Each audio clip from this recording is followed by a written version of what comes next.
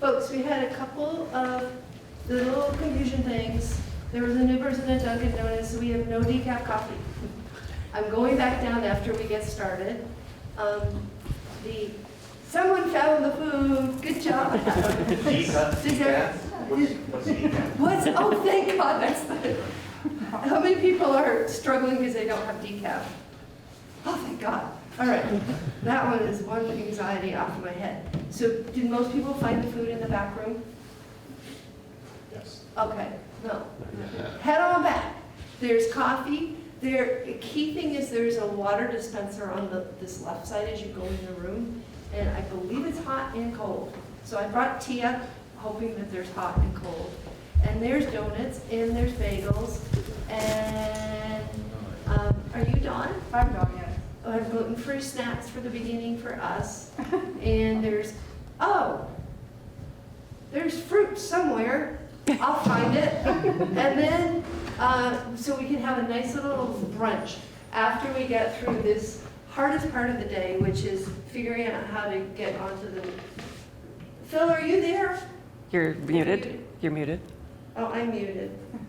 So are you muted? Can you unmute? Because we're going to go through your microphone. Can we?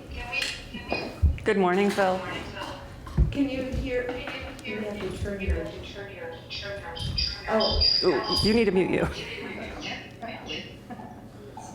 There we go. It says I'm going to leave. No, you guys don't do it in your laptop. Are you in the space? Yes. What did you send it in Say bring the thing? Yes, yes, and yes. your phone? All right. I got phones. You know, Yeah.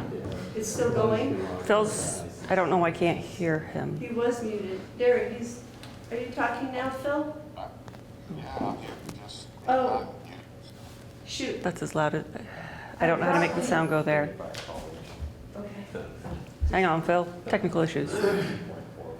Where did Kiana or just yours? Kiana left. Should I take her kids to school? Yeah. And you know what, if you go onto your phone, can I go? I turned it up all the way. No, it's you go to your microphones. That's what they Right. got going with. There, I think. Somebody who ran a dance class somewhere Nope. else, relocated their studio to the valley. Try that. Did you really? That's great. You can't do anything with it. Does anybody know how to get the sound from your computer to the screen? Yeah, I mean, the scariest. Oh, I thought you raised your hand. No, God, it definitely ain't me. Okay. We're trying to figure out. Oh, I see. The sound, how to get Phil to talk to here through the TV. Drive home and get my speaker. I mean, once again, it's in your computer. These are. Isn't there a way that upper you can, once she's attached, you can? I'm like, well, you own the majority of the building. Yep, that's it. That's the audio. So try Sony. See right below Sony. All right, Phil, can we try talking again? Yeah. But, Yeah, sure. There we I'm go. available whenever you guys are ready. All right, Yay, we've got sound. So smart. You're their teacher. So Sandy, what do you want Oh, right. Phil to Okay. do? Phil, are you going to put on your little face so we can see you? Sure. I didn't see anyone else on, so I didn't put mine on, but Oh, there he I'm is. here. I'm not that generator. And we do not, unfortunately, have a way for you to see the class, but we have, I think we have 18 people here today. And I think a number of them, I've lost my glasses now. So if you have, They're on the table. if you have, how many of you have registered on the ICC website? Okay. Two in the back are paper only. We have some who are paper only. Can you? I'm trying, I'm just on the wrong side now. Yeah, it's okay, I can do it. Yeah, right there. Yeah. I've never done that before. Okay. And so, everybody who is going to do digital is on it, and then how many, do you want to take it there from there, Phil, about making sure people got their licenses opened? Yeah, sure. When you're gonna access any of the books, go ahead and Too loud. bookmark the codes on ICC website page. This is where you'll log in. And when you log in, you would just hit the sign in. You use the email address that you registered for the digital codes with. Good. And when you go in, you'll notice that the logos turn from just the digital codes to digital codes premium. When you log in, you're going to be presented with the dashboard. If you ever move away from it, you can always catch it back up here in the top in the left-hand menu. It will personalize your account for you, so it keeps track of your recently viewed. You can favorite titles. I'm not sure how many titles each of you have access to, but I believe we're working with Vermont. Is that correct? Just those titles? Correct. Okay, I'm going to assume that we are. So probably the quickest way to go there, I'm sorry, if I click on that, always get you back to this page. So since you're probably going to be accessing that most frequently, probably the best way to do that is go ahead and select, and then you'll be presented with the Vermont. It does have multiple code cycles available to you, but as you go in and click on it, then you have the ability to favorite that title. And as I did right there, filled in the heart, so if I ever come back to my dashboard when I log in, that will be shown out as one of your favorites, and you can click right back in. So having the the premium complete license opens up all the features associated with the premium tools.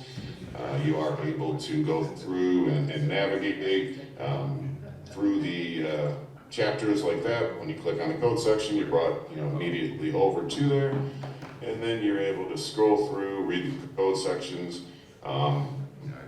With the premium tools, you'll notice every code section will now have these 4 icons in each one of them. It does allow you the ability to copy and paste, so everything you highlight and copy to your clipboard, put it in a Word document, email, whatever you're working with. The second icon allows you to make notes or bookmarks on any of the sections. If it's something that you just want to edit here, it has a nice little feature, allows you to insert right in there. And then strong text editor, you're able to do strike-throughs, you can highlight specific areas, you can bring in media files from your desktop.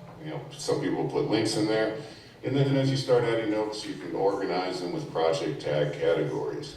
So if you wanted to create a new category, you're able to type that in and choose the colors that would be associated with the highlights and everything. And then when you save that, that will then appear in any pull-down list of previously created project tag categories. And then you can make any custom comments. And when you save that, it will then be attached to that particular code section, so you'll always be able to reference that. I'll come back and explain some more notes features, but to finish up the icons you see on the rest of the code sections, that third one allows you to print or save to PDF any code section in a subsection. You obviously can't PDF the entire book, but what we have here is the ability to, instead of copying and pasting, maybe losing the formatting, you're going to keep all the formatting. It's going to have the title, chapter, the code section, footer at the bottom there so people know it's coming from the authoritative source. Obviously, you can print that out, or if you wanted to download it, save it to your desktop, you can mark it up with your own PDF editor, or send it as an email, or keep that in your project categories. Also, the final link here, as you might have noticed, you can view this title without a license. So if you are having conversations with someone who just has print or doesn't even have access, you could copy that link and send it to them. When they click on it, since this is all web-based, it will bring them to that exact chapter section you're in, and you can have the conversation looking at the exact same contents. The notes, continue that, and then I'll pause to see if there's any questions on this feature. Every note that you create will be able to be accessed from that tab there. This is the first note I created here, but as you can see, if you're going through, you can jump right to that. Those are all hyperlinks. And as you start to add multiple notes, that's also the way that you begin to filter them by specific project tag categories. Oh, shoot. Let me continue on here, because I noticed you saw some of this text here. Some of this text here is in blue. Somebody else coming If you in. ever have a question about what icons mean or any of these texts, you can click on that legend information, but just to let you know, the blue text indicates that there was a change on the base I codes from the previous cycle to this one, so those will be those right there for you. If you scroll down a little bit, I noticed these are going to be the changes that Vermont had amended to that particular I code section, so those are easily viewed like that as well too. So let me pause for a second to see if there was any questions on any of the features you would see on any of the code sections. As you can see, you can always go full screen, and any of these other features, for example, that this is all web-based, so if you want to open up new tabs instead of going back and forth, as you can see, I right-click on there, opens up in a new tab. Want to do side by side, you're able to do that. Any of the features that you're familiar with using the web browser, you can access within the digital codes as well. Let me pause there, see if there's any questions. Hold on, Phil. Any of these icons or notes? Zoom out close enough. Who is not up to speed with where Phil is right now? Is anybody not besides Charlie? Okay. Well, I mean, I don't really care about any of that, but yeah. Okay. In the back, I can't remember what. Chris. You're Chris, right? Are you still at the beginning? Yeah, pretty much. Okay, we have two people who are still at the beginning screen, and you are. They're having trouble logging into their accounts, Oh, Phil. You're Adam Berger. Okay. But I can't, for some reason, I'm not even able to get on the ICC stuff. Okay. So one has not gotten on ICC I yet. don't know if my, I Did don't know if my you, computer. were you able to register? I tried to, but it said I had already registered and I had to have some number that I left no. Come on. So, Phil, we have one person who has already attended this training before, and he can't remember his number. Can you scroll to the top? How do we get? Oh, that is the top. Where are we? No access number is Yes. required. Whatever license or email address that you acquired the license on. So you're logged in, but we're not. In this account here. So make sure you log in with the same my email address ICC. that you purchased or received access for the digital codes. And when you log in, it will recognize which subscription you have, which titles you have access to, and you're able to get right in. Okay, so he's pushed register, and he's opened that up. Well, we've got a long line here.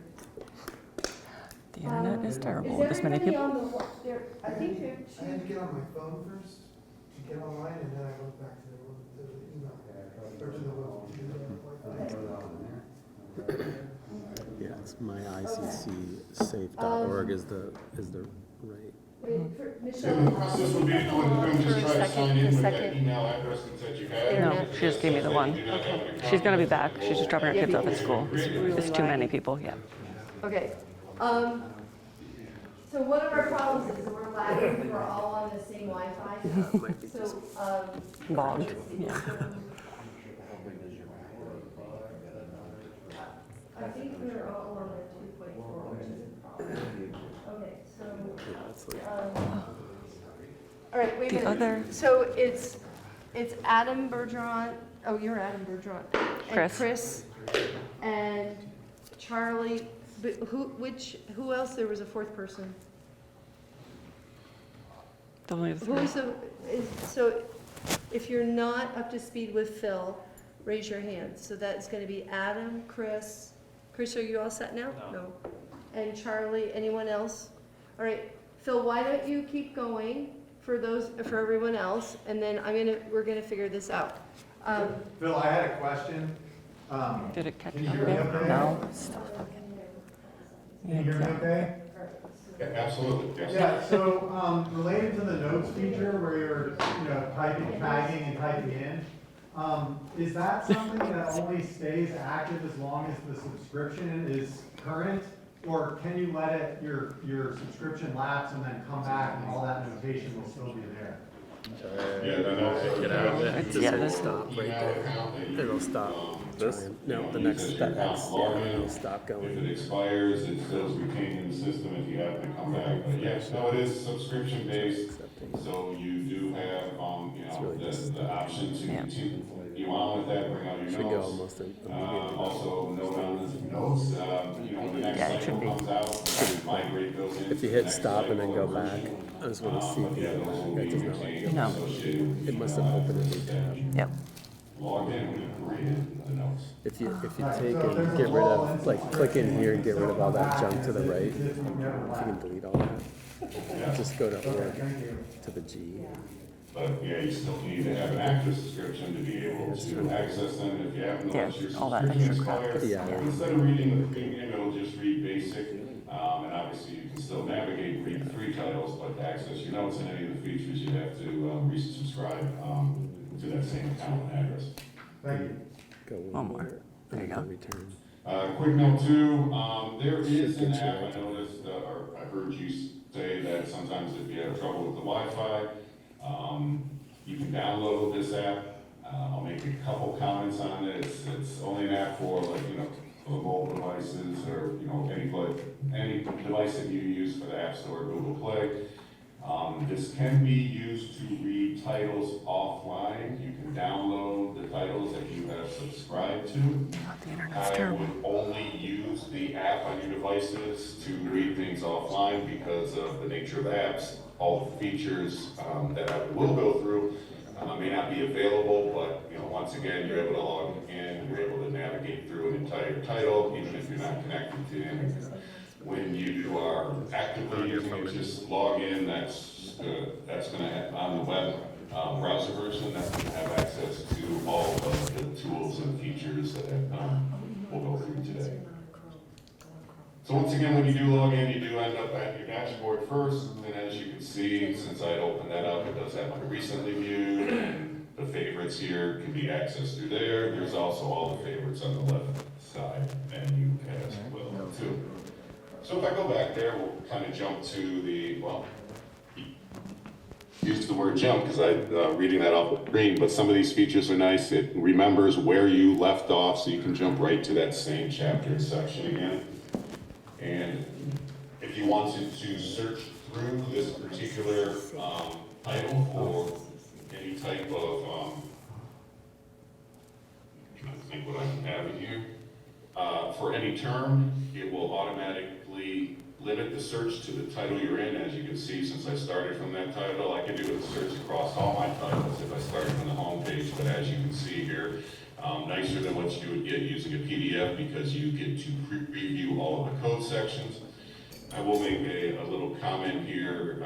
Sometimes people prefer to see it how it appears in the title. So instead of by relevance, you can change it to sequential. And then anytime that word or phrase comes up, you'll see it in order that it appears in the title.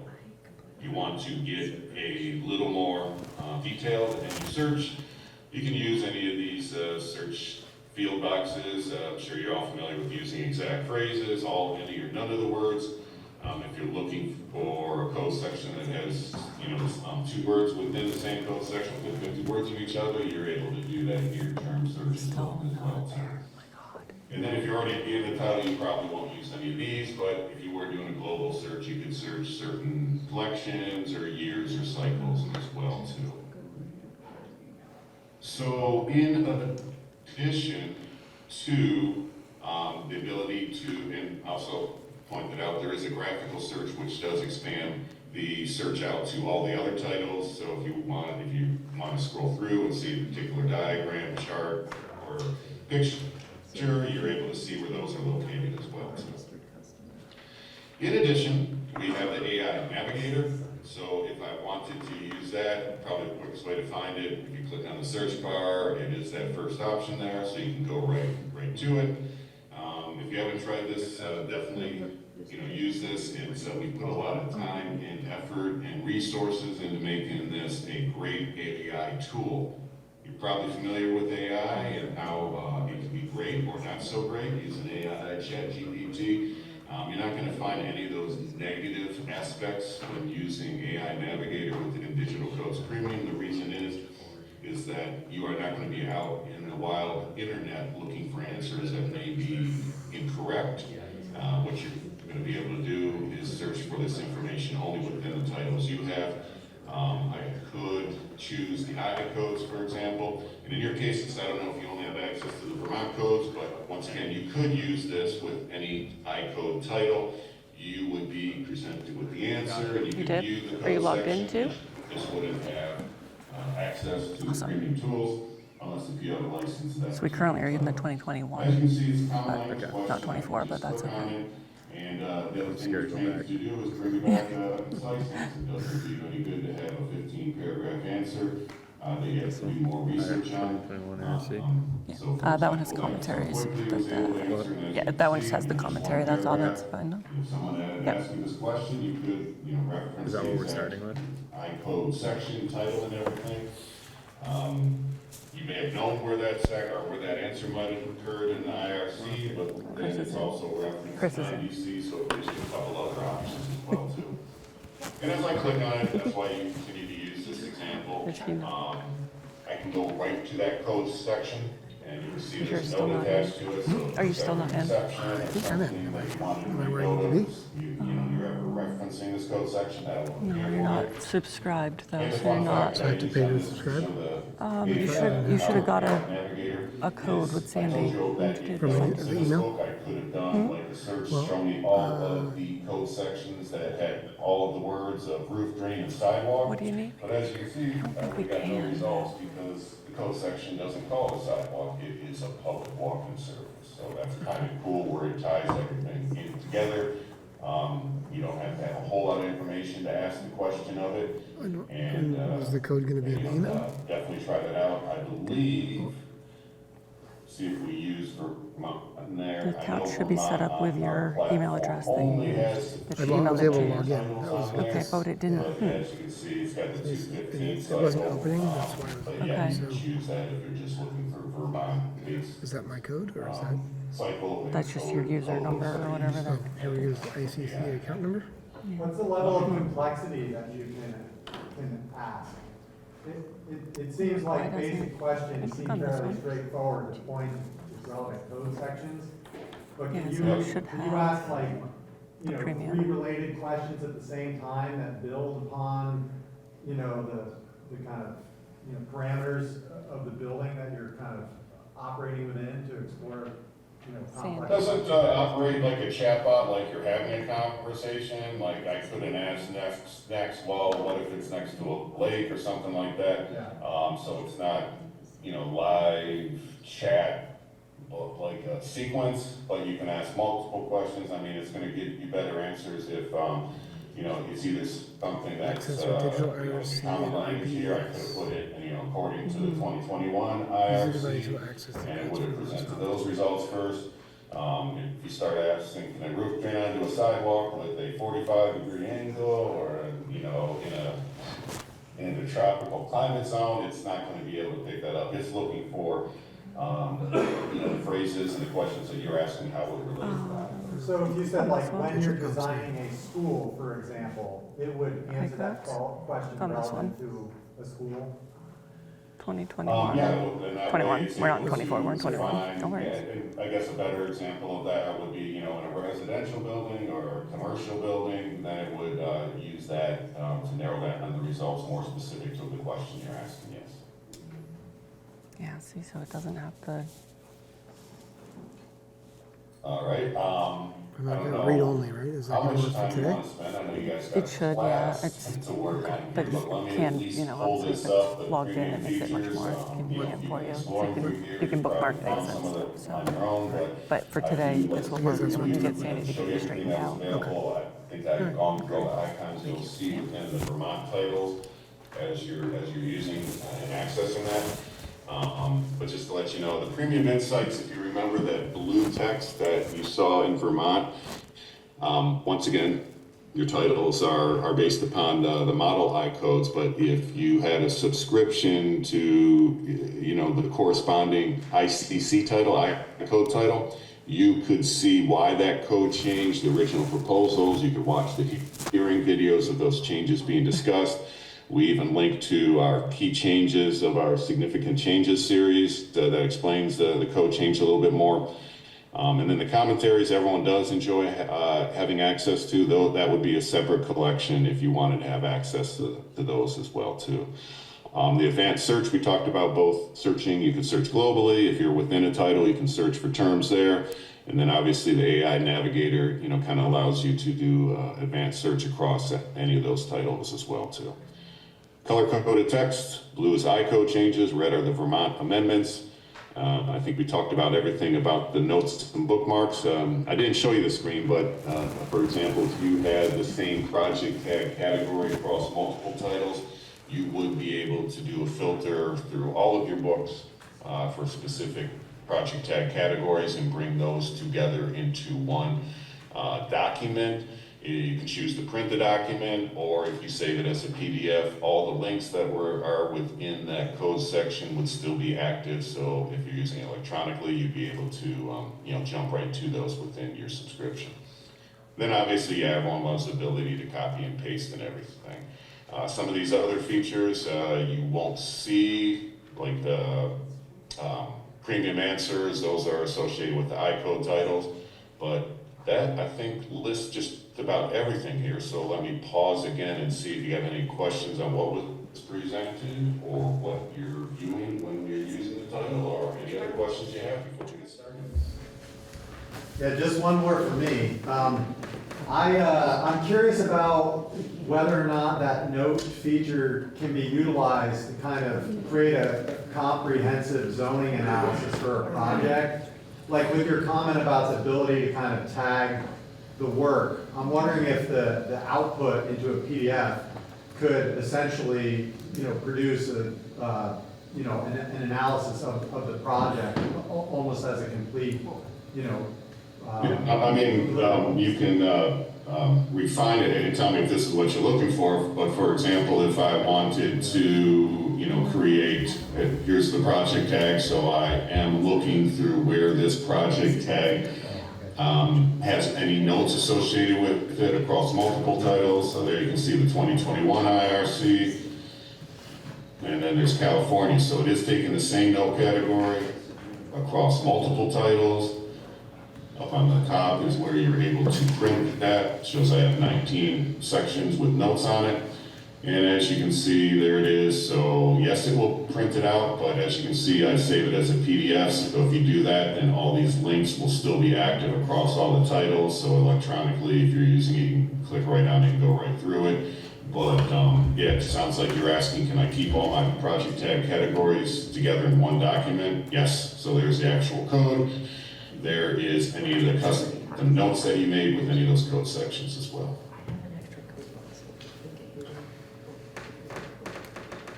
And in other ways, I've seen people use it. If you are interested in, if you have, using the Vermont residential code, which I don't think we have available, but if you wanted to use the IRC and then copy that code into the notes like I did here, and then make any amendments to it that you have to follow within your particular jurisdiction. I've had people to use that as well too, and they just call it, the CLBC stands for a custom local building code. You could use your own jurisdiction's name and say, jurisdiction amendments, and you can bring those together as well.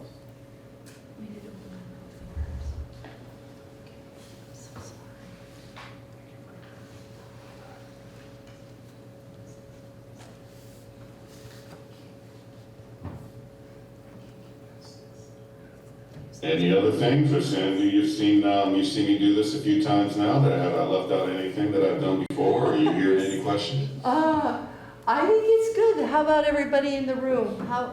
Does anyone have any questions? You feel pretty comfortable with it? Is there access to the WUI code, the Wildland Urban Interface? Yes, and like I said, I'm not familiar. I mean, some of you may have different collections, and you know what, this question's probably going to come up, so as you can see, I'm navigating through here. When we talk about the premium subscriptions, it doesn't specify, any specific titles. All premium means is all these features that I'm describing you are available. So you got singles, and if you just have those 2 Vermont titles that I think you guys have, that's considered a single. If you wanted to access, you mentioned WUI, you could get that code in there. You can search for those and add those to there. Not sure if that comes up if I, yep, there's the wildlife interface. So I mean, you could, if that's the only, you asked about that specifically, so if that's something you wanted to add, you could. And as a note, I'll always take the most recent one because it will include previous cycles as well. So if you wanted to add just that one title to the current ones you have, yes, you could do that. Next, after you make the purchase, next time you log in, it's going to show up as a title that has those premium features as well. So if you start getting into ordering, like in the iCodes, if you want more than probably 3 or 4 titles, it's almost always better to get the collection. And those, all the iCode will be there. There's other collections like the commentaries. You start adding multiple collections together, then complete would be the, the best value because it'll be much less expensive than buying multiple collections separately. Hey, Phil, we have somebody that's computer is asking for a spam protection number. Do you know what that is? What protection number? Spam protection. 10 minus 4, so put in 6. No, I don't believe that. Oh, it's just, never mind. It's just, it's a, yeah. It's to make sure he's not a machine. Never mind. We figured it out. 10, okay. Right. Yeah, that was probably a simple mathematical. Yes, that's what it was. It was Sorry. 10-4, I thought of it, they're asking for something else. It pops up every once in a while. Yeah, that's exactly what it's there for. I don't see it all the time. Usually it's, just the one time you go through, but sometimes if you haven't logged in, it will, may ask you. Right. Okay, thank you. Thank you. Michelle, we go to digital products and subscriptions, right? And then where do we go after that? I can't remember. Or maybe it's going up to, do we go to the 9 square? Digital codes there. I'm not sure. I bought mine, so I don't know how this works. Phil, it's Yes. Sandy again. So this is amazing. We got Adam in. He's on the website now. So he's at his main screen. To access his codes, does he go? Maybe the class can tell me. Is he going to go to digital codes under his name to get to the 2 licensed apps? Let me go here. Yeah, I mean, there's links Click on the square. from Click your here. ICC, my ICC, but if you're accessing the codes, just Oh, it's not bookmark clickable. the, Oh, okay. I don't know what this it was. always goes back to the home page. I always bookmark this because that's going to take you directly there without any problem. If you're not signed in yet, then it presents you with that the ability to log in. Yes.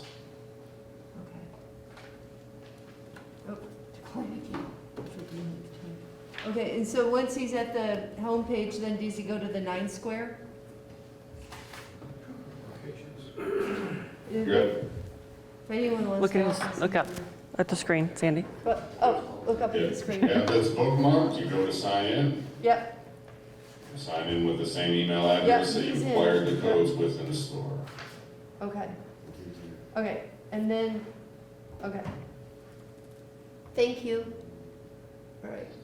Thank you, that's it, or thank you for answering that question? No, Anything else? it is such a long lag, we're not caught up to you. All right, you want me to Thank hang you. out here just for a couple No, minutes? I think we gotta let Michelle get started. Before Michelle starts, can I come right back? Yes. Okay. All right. All right, Phil, I think we're good with you. I appreciate it. Have a great day. Absolutely. Take care. All right. Did everybody get the class handout? This is the general handout. Did everyone get that? Great.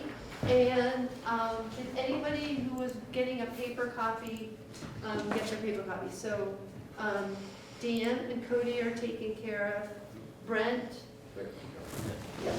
And then Lucas, I know Lucas got his. And Robert, you guys need your code, right? Did you want to get the book or not? You guys are happy with digital? No. Awesome, great. And then, that's it then, all right? So, did everybody find where the bathrooms are?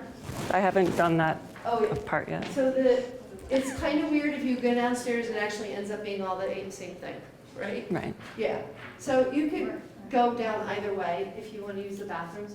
And then pretty much everyone heard, except maybe Deanne and Cody, that coffee, hot water for tea, and orange juice, and bagels, and I still haven't found the tangerines.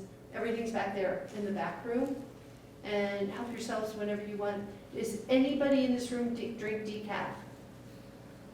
Oh, But I brought my own. okay. Is that enough for the day, or I can Oh, go I get have a another box? thermos in my bag too. Whoa, okay. So she accidentally gave us 3 regulars. This turned into a good thing. So I'll put that back there. There are canned waters that I haven't taken out yet. Feel free to help yourself to those. And then we're way past your time. Sorry, it's not really What? 7:30. No, it's 5 of 9. Oh, we're okay. Yes. Thank God. All right. Charlie has his dog with us today, Right. which is the most amazing dog. He's very quiet. Probably won't even know that is Mio. Mio's here with us today. Does anybody have a dog allergy? Okay. So now we're doing our official start. Oh, and did everybody get the email about being filmed today? No. Okay, it was in the bottom of the email. So we, Build Safe Vermont has been recognized by the national group. So there's this overall group that runs all the building codes in the United States called International Code Council. I'll put out some information for them later. They have recognized Build Safe Vermont because we're trying to directly reach builders and actually start working with digital codes. So they're making a film about us that's going to end up being 5 minutes long for the national conference. And the deputy director for the whole state is named Landon, is going to go. Unfortunately, he couldn't be here today. So Michelle is the primary representative of Build Safe Vermont. Yep. She is the vice president, Landon's the president. And so I am going to run a couple of interviews during lunchtime. And it's really good. We can have some returning people or a new person, could be an architect or a builder. And just, we need to get a couple of clips of if this is really annoying or hopefully finds interesting. Just say it how it is, because they'd like to have a couple of clips in the film. Now, this is clearly coming to most of you as a surprise because I should have put it high in the email, not at the bottom. You know that now. Is anybody uncomfortable with having the back of your head filmed? I know, I have so few hairs and I keep forgetting to cut them, so I'm gonna walk like this all day. Okay, everyone's all right with this? And then by lunchtime, I'm gonna ask if anyone's interested in being interviewed, just for like a little snippet thing.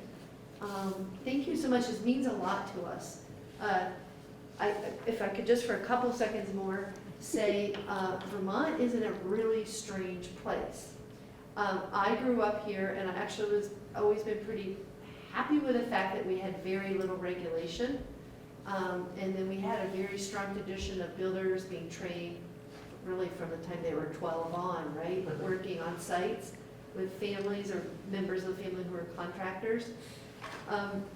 Since the crazy periods of building, which were right around 2005, and then after COVID, a lot of people came into our state, and there's been such a huge demand for builders that we've lost our way of training people. The tech centers are doing a really good job. Who here ever went to a tech center? Okay, well, they're doing a good job, but obviously have not reached a lot of people. At the same time, building envelopes are getting much more complicated. Has anybody been following the Vermont Energy Code? Good number of people. So how many people are super comfortable with the energy code? What is your name? Lexi. Lexi. I'm not from here though. Okay. She's been trained. How'd you get trained? Portland, Oregon. Oregon is a leader. Is there any other separate, do both of the Wi-Fi's have the same password? Same password. Okay. So some people can get over, if it feels too laggy, try 5 bucks. Adam found out that that's kind of laggy. 2, okay. All 5 right. months, so we're good. We have everybody's drawing right now. Okay. It's a fiber internet, should be good, but I- it does sometimes. Oh, and I brought 2 chargers in case anyone gets desperate. Okay, so thank you. So we have a situation, our buildings are getting much more complicated, and it's actually a law. How many people in the room know you're supposed to certify your building to the energy code? Number of people. Steve, that was at least half the room.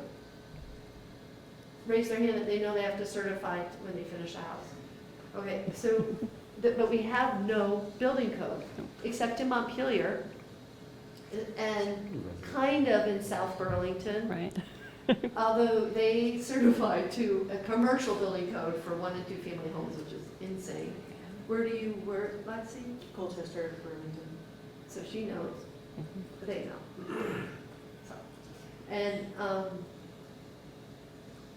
so, it's a crazy situation, and what we've decided to do at Build Safe Vermont, whereas every other state has a way to regulate homes, in Vermont, because and I grew up with this, a man's home is his castle.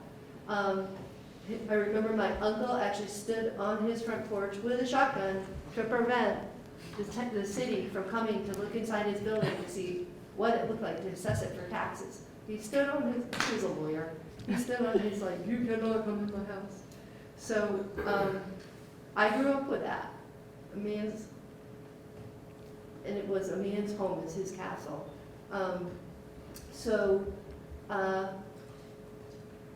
Anyways, we're the only state that has no way to regulate houses. So what we've chosen to do is make it voluntary. Build Safe Vermont is an organization of anyone who's interested in construction. So from people who sell windows to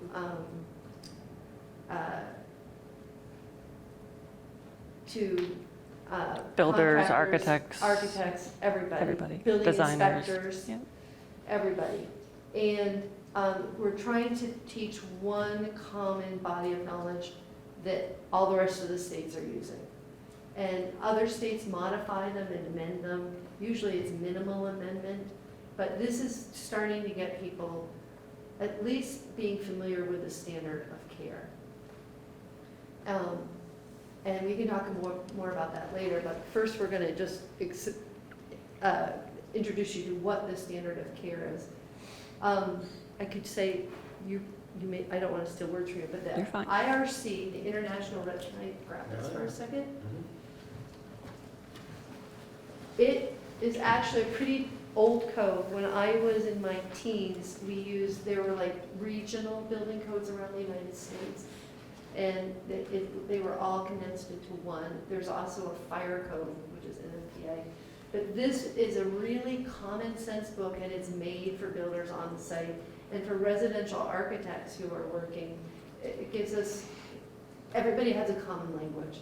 And you can just look in here and you can figure out how many nails to use on a piece of plywood, or what you need for reinforcing in your foundation, or how to make a firebox.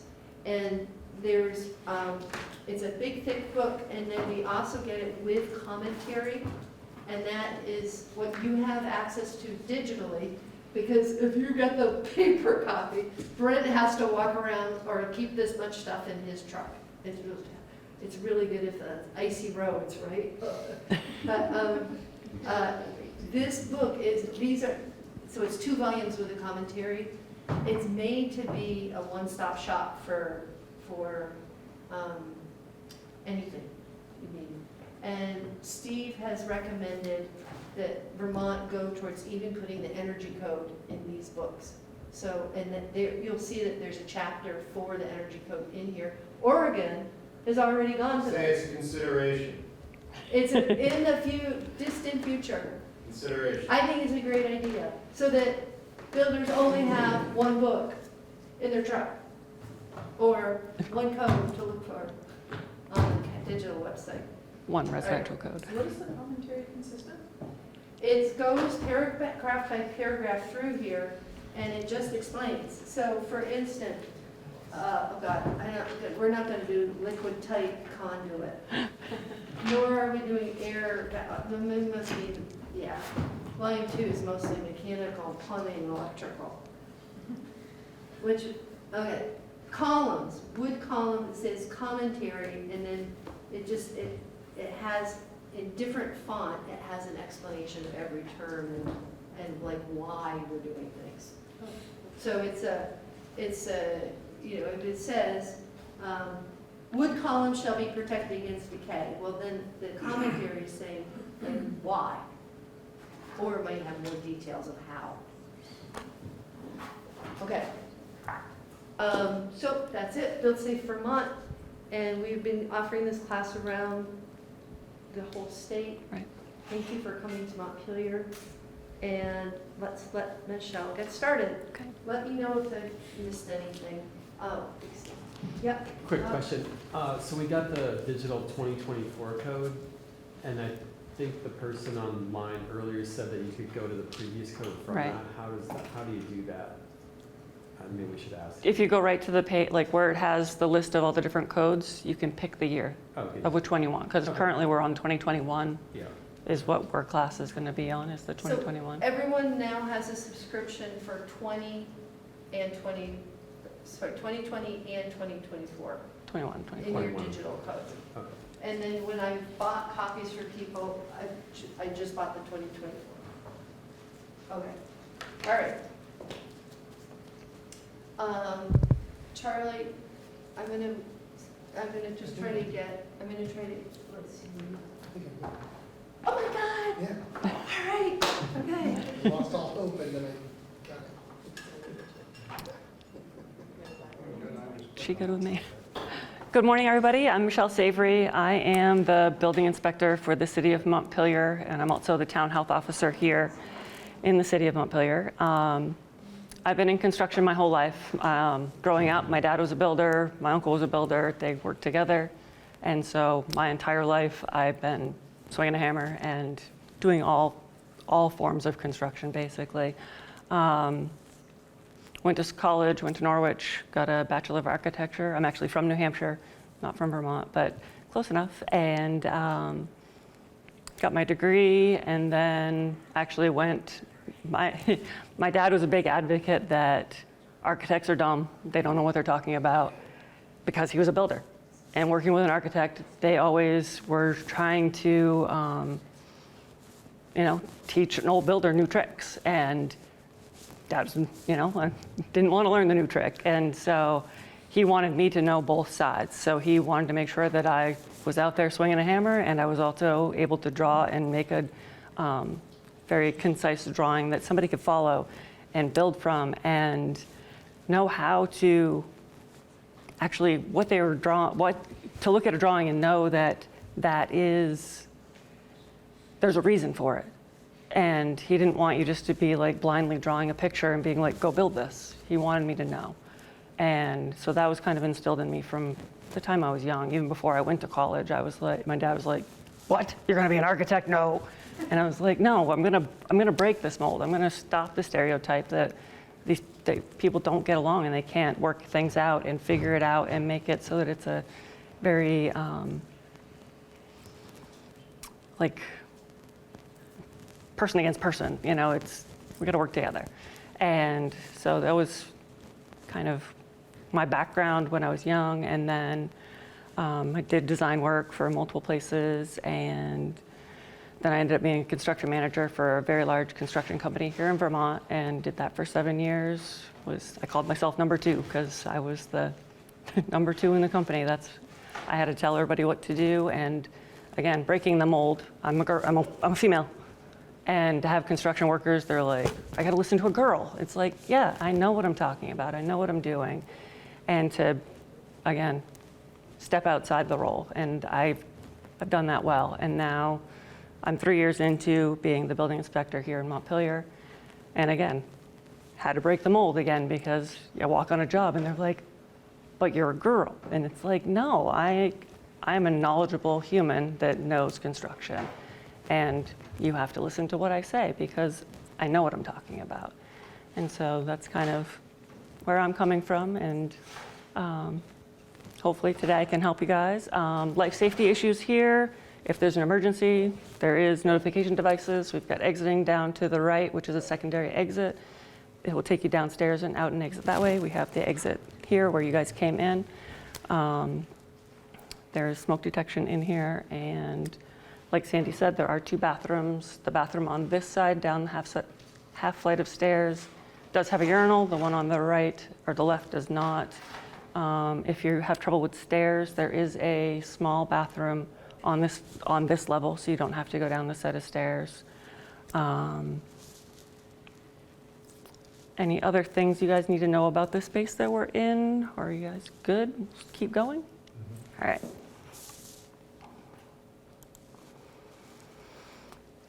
What is the IRC? IRC is the building code developed by the ICC, and it's used in almost every state and in the city of Montpelier, because we actually follow the IRC. We are in an old version. We are in 2003 is the code that Montpelier follows right now. We're working on getting that updated, and hopefully we'll get up to the newer version. But for 1 and 2 family homes, that's what we're pushing for. We want people. Yes. Is you said the 03 version currently? Yes. Do you allow for options to work? You can always use a newer version. Okay, yes, for sure. You can always make it more safe, yes. And then Vermont also uses the RBES, which Steve's going to talk about later today. And then we also follow the Division of Fire Safety's life safety and fire code, which, for single family homes, there's, a section on those in both those books for that. And yeah, that's kind of what we do code-wise. Current building codes. I'm assuming you guys know this information, but maybe not. It's like I said, NFPA 1 is the fire code that is followed by the state of Vermont, and then 101 is the life safety code. We're currently on the 2015 version, but it has gone through legislation and is currently being really close to being adopted by the state for the 2021 version. So that'll bring us into having regulation on energy storage systems, which will reference the NFPA 855, which will make the regulations on those actually something we can say, yes, when you're putting in ESS, you need to have it in a fireproof room or separated from the home in a garage, and have regulations, because right now we don't. And more people are putting power walls in their home with nothing. And it's those, I don't know if you guys have ever seen a video on a power wall burning, but they burn for a very long time. And it's What burning? Energy storage system, a power wall, like a Tesla power wall. Like a lithium battery? Yes, the lithium. And so, when you put that in a basement of a home and it's down there burning and burning and burning, the fire department doesn't want to go down there. They don't want it, we need to regulate it. It needs to have detection. It needs to be in a rated room, things like that, which are not happening currently. And I push for it in the city of Montpelier as hard as I can, but I don't have a code that says you must. I highly recommend it, but I can't force you to do it because it's not our code yet, but very soon. Are you administering in the city limits, Mm-hmm. are you administering the state code, or is the state kind of? We're 2015, just like the state, with the fire code and the Okay. life safety code. Okay, so any work inside of Montpelier is Yep. going through your office? Correct. And it's under the standards for that particular Correct. building? You're Yep. not dealing directly with the state, Right. but elsewhere in Vermont? Well, we do use the state electrical inspector and the state plumbing inspector. Okay. So you have to pull EWNs and PWNs here in the city of Montpelier. But your building permit comes from the city. And if you're going to do a licensed facility for daycares or either elder or younger or children care facilities, then those are still, they're still under the state's purview. you have to get a state permit for those projects because the state is, wants to have the safety of the elder and the younger folks under their control for the city. So we work together on those. We have to get those permits for any commercial property, right? Any like even an apartment building would be considered. For EWNs and PWNs? Yes. Yes, electrical and plumbing both have to come for the city. Or even anywhere. Right, actually, in the city too, though, if you're working on a single-family home that's connected to city water or sewer, or both, you have to get a PWN, the plumbing work notice, which a lot of people don't realize, because once you're hooked to a public facility, public water, public sewer, you have to get the state. It also falls under the commercial. Right. Yep, so you have to get a PWN. That's throughout the state? That's for the city. Just the city? Yes, it would be enforced by other cities for theirs. There's a matrix that's really good on the state's website that kind of outlines that, so you know where you Yes, fall. and Sandy's actually giving out a packet, I believe, that has that information in it. How many architects do we have today besides? Oh, okay. I'm gonna make sure this one sheet.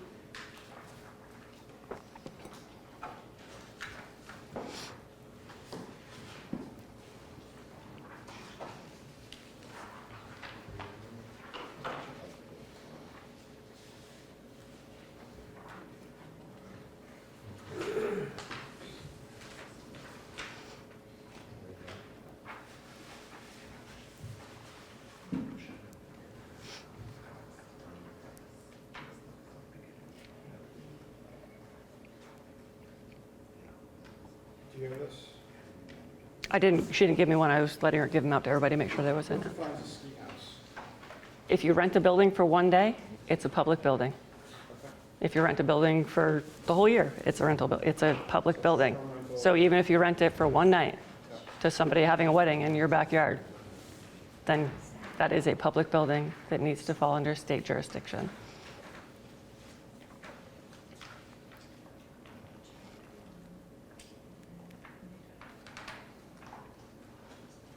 Even if it's Do we a, have enough inspectors and stuff in the state of Vermont already?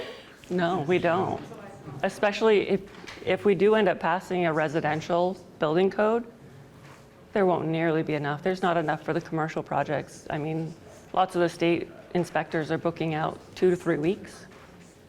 And it slows down construction if you've got to wait for your inspection and stuff. Are you working with a local college, community college, to try to promote training?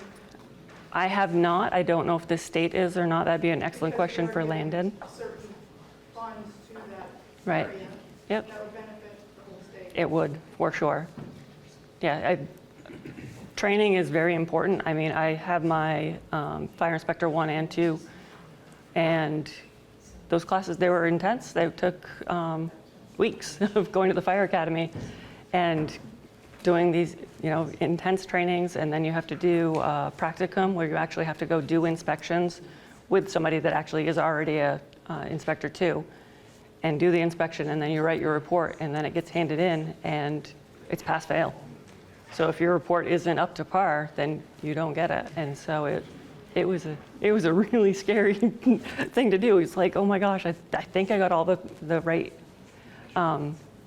things called out. And so the real inspector, the one that you're doing it with, they do theirs and make their official report. And then there was like 3 of us that went with them. And we all had to do our reports, but we didn't see each other's. We didn't, we could talk to each other when we were on site.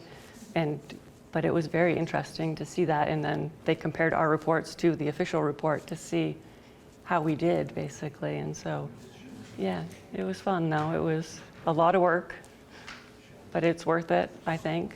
We want to make everybody safe. We want to make sure everybody goes home at night and then with the IRC, we want to make sure you're safe at home as well. Because the fire department, we don't want to have to send them to your house. So Division of Fire Safety, they regulate any public building. A public building is a building that is rented, like I said, its entirety, or it's a single family home that gets rented for a day. That becomes a public building that requires to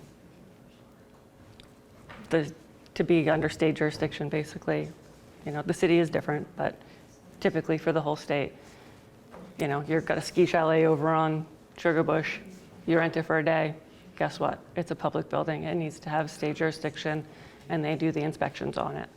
And it's no longer just a single-family home that you're living in. There are exceptions, obviously. Everything has a little exception. Some towns choose to enforce, like the city does. Bennington, Burlington, Winooski, Berry City, they all have their own inspectors and do their inspections separately from the state or in conjunction with the state like we do here. Towns that don't, which seems surprising, is Brattleboro, South Burlington, Hartford, Stowe, Putney, St. Albans, and there's more. They're big cities or towns in the state that they don't regulate it. And so every single family home, they're not getting the safety looked at because people are just, my home, my castle. That's the state we're in, and we need to change that. So the town's precedent takes precedent? Right, unless it's connected to the city water and sewer, but then it's only the plumbing inspector that can get in there. But if it's a single family home that's not rented, then there's nobody else looking at it. It's just the builder that built the house. So it puts a lot of weight on a builder. The plumbing inspector can only check out the plumbing. Exactly. Look at the construction. Exactly. Yeah, that's, our plumbing inspectors, they are certified fire inspector 1 and 2, I believe, most of them in the state now. But if they're in a building, they can make notes of things like that, but they can't enforce it in the single family homes. If they're in a public building and they see something that needs to be looked at, that maybe the regular inspector hadn't seen yet, he will, they usually will let them know and notify them that there is something going on in a building that they think needs to be looked at closer. So in an instance, say, since housing is such an issue, say there's a homeowner, I'm gonna put my house up for long-term rental. Yep. What would create a line where there would be a start for permitting? Say I want to replace all the windows in my house. I'm the contractor that goes in. Right. Is that purview of creating a state permit because now it's a public building? As soon as you pull a permit, that's where, it would end. But Something as simple as like replacing the front door? a door probably isn't enough to cross a threshold to make you What would do be the so. start of the threshold? Right, and that's an excellent question. I don't know that answer, actually. There is... Is it per town? So I've heard some areas. Right. Structural, some areas. Mm-hmm. Yeah. Like in the city, if you're going to change out windows in your house, you need a permit here. Sure. So that here, yes, but in other towns, like you said, if you're going to be changing over to a rental, how does somebody know that? Besides, There is no registration. right. There is no renter registration here in the state. I mean, as an example, my wife and I purchased a property that we were gonna develop to live on in the future, and there was a trailer on it with an addition. And as soon as we knew that we were gonna rent it, we contacted the state and said, hey, we're looking to do this. We'd like you to come and take a look at it. And, we basically just got a sign off that, it's fine. Right. But, in an area where there's no enforcement, it's kind of self-compliance. Right. But, to the letter of the law, Right. you should contact the state. Right, you did the right step. You contacted the state to say, what do I need to do to make this a legal rental? Because people can look it up if it's a public building or not on the state website. You can see that whether something is a public building or not. Like the town of Warren, for example, they just started, they're starting like a registry of short-term rentals. Yep. And so now there's a database that's more accessible. That's if somebody awesome. wanted to check compliance. Right. Well, yeah, I live in Londonderry. Okay. And I'm also on the planning commission, and there, we have a short-term rentals registry requirement. Awesome. And we also have an inspector Yeah. that we pay from the town. Awesome. Manages it all. Yep. And with all of that, it's just in the short-term rentals Right. situation. But not long-term rental. But not long-term rentals. Yeah. I mean, when we only have 1,500 houses in our town, Right. no one's watching that, but, Right. you know, looking forward to the time where there are building inspections. Right. What, I mean, everything is, you know, quote unquote grandfathered until it's not. Right. Yeah, in the city of Montpelier, grandfathering is not a thing. People will, I say that to me all the time. They're like, oh, but this is grandfathered. No, there is no grandfathering. That is a thing of the past. And even the state will tell you that. There's no grandfathering in of your old stuff that's no longer legal, up to code. No. It's got to, if you're going to start renovating a building, you're going to start doing something, you're going to bring it up to code. It's Fires don't know if grandfathers.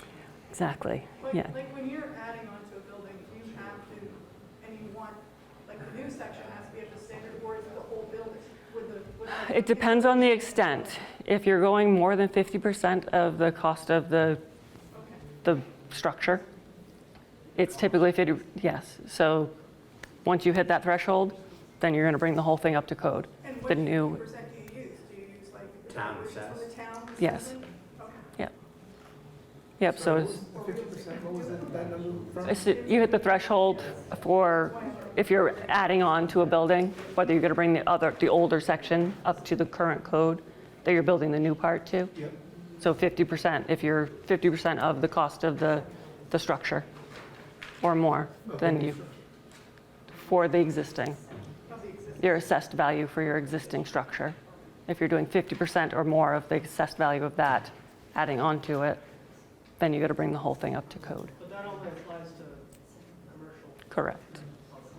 Right. Only public, not residential? Yeah. So if you had a fire Mm-hmm. and you had to redo, you know, quite a bit of the inside, Yep. maybe a little bit of the outside, Right. and you were doing an assessment and it was Right. more than 50% of the cost Right. of the building to repair that, Yeah. you would be obligated, Mm-hmm. but it wouldn't be enforced. No one's Right. going to come by. Right. That's with residential. There's nobody enforcing it. Well, I mean, if it was So a if it was commercial, then yes. so someone would come by, they would need to see different stages Right. Yep. physically. Yeah. Yep. So that doesn't Right. like working. So we're so short on inspectors, that's really hard. Right. It is another thing that makes it hard when we don't have enough of the inspectors out there to do it. And people like to use that as an excuse too. Oh, I couldn't get the inspector here, so we just kept going. Well, You might have to go backwards. exactly. Do you want me to have you tear all the sheetrock off this wall so we can see the electrical that's hiding behind it because we didn't see it when it was open? Luckily, lots of people, you've got your phone in your hand, so they take pictures before they close stuff up, so that helps tremendously. But there's still stuff you can't see with a picture. It happens. Yes, yep. And, I know the state inspectors more. Myself, I can usually get out to a job site because the city's not that big. We only have 10,000 people or less. And so, but the state guys, they'll be like, okay, some of them will allow pictures, some of them will not. So because of, the weird angles that people can get on things, you don't know what you're going to get. So that is the challenge. Well, I'm sure building rapport with them would help with all of this. Of course.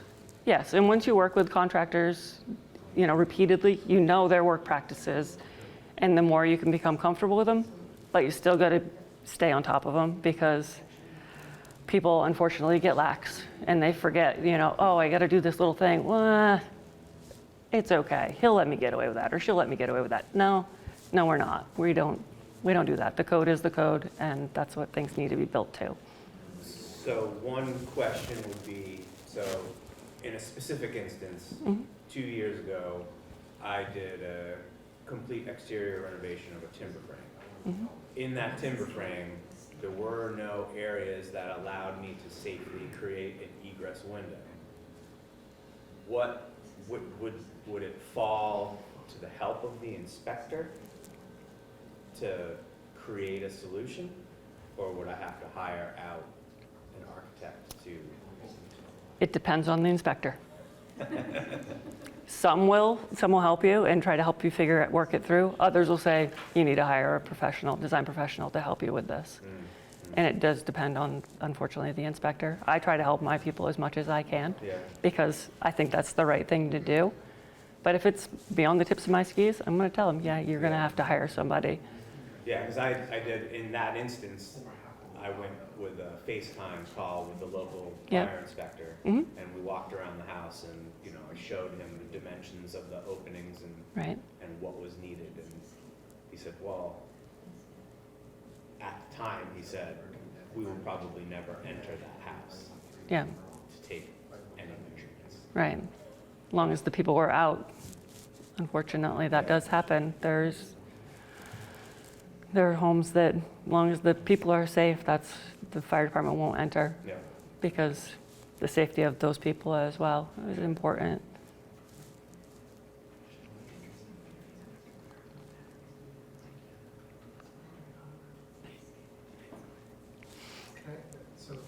I'm sorry Yeah. if this is. No, you're fine.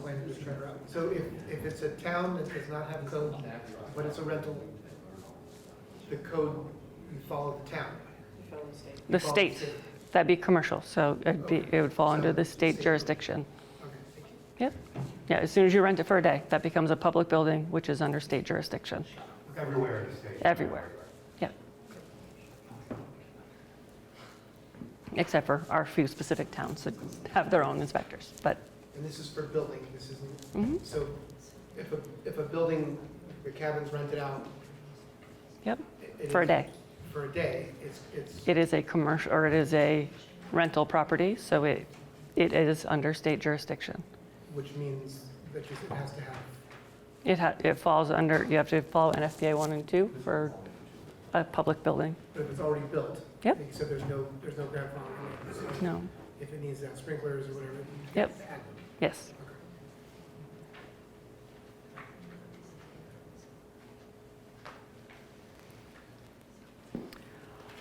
Already touched on the 855 becoming what we're going to follow for the stationary energy storage systems in homes once the 2021 NFPA 1 and 101 are adopted, which hopefully will be by the end of the year, fingers crossed. And that will make it so any 1 kilowatt storage unit that's in the home will be regulated and make homes safer.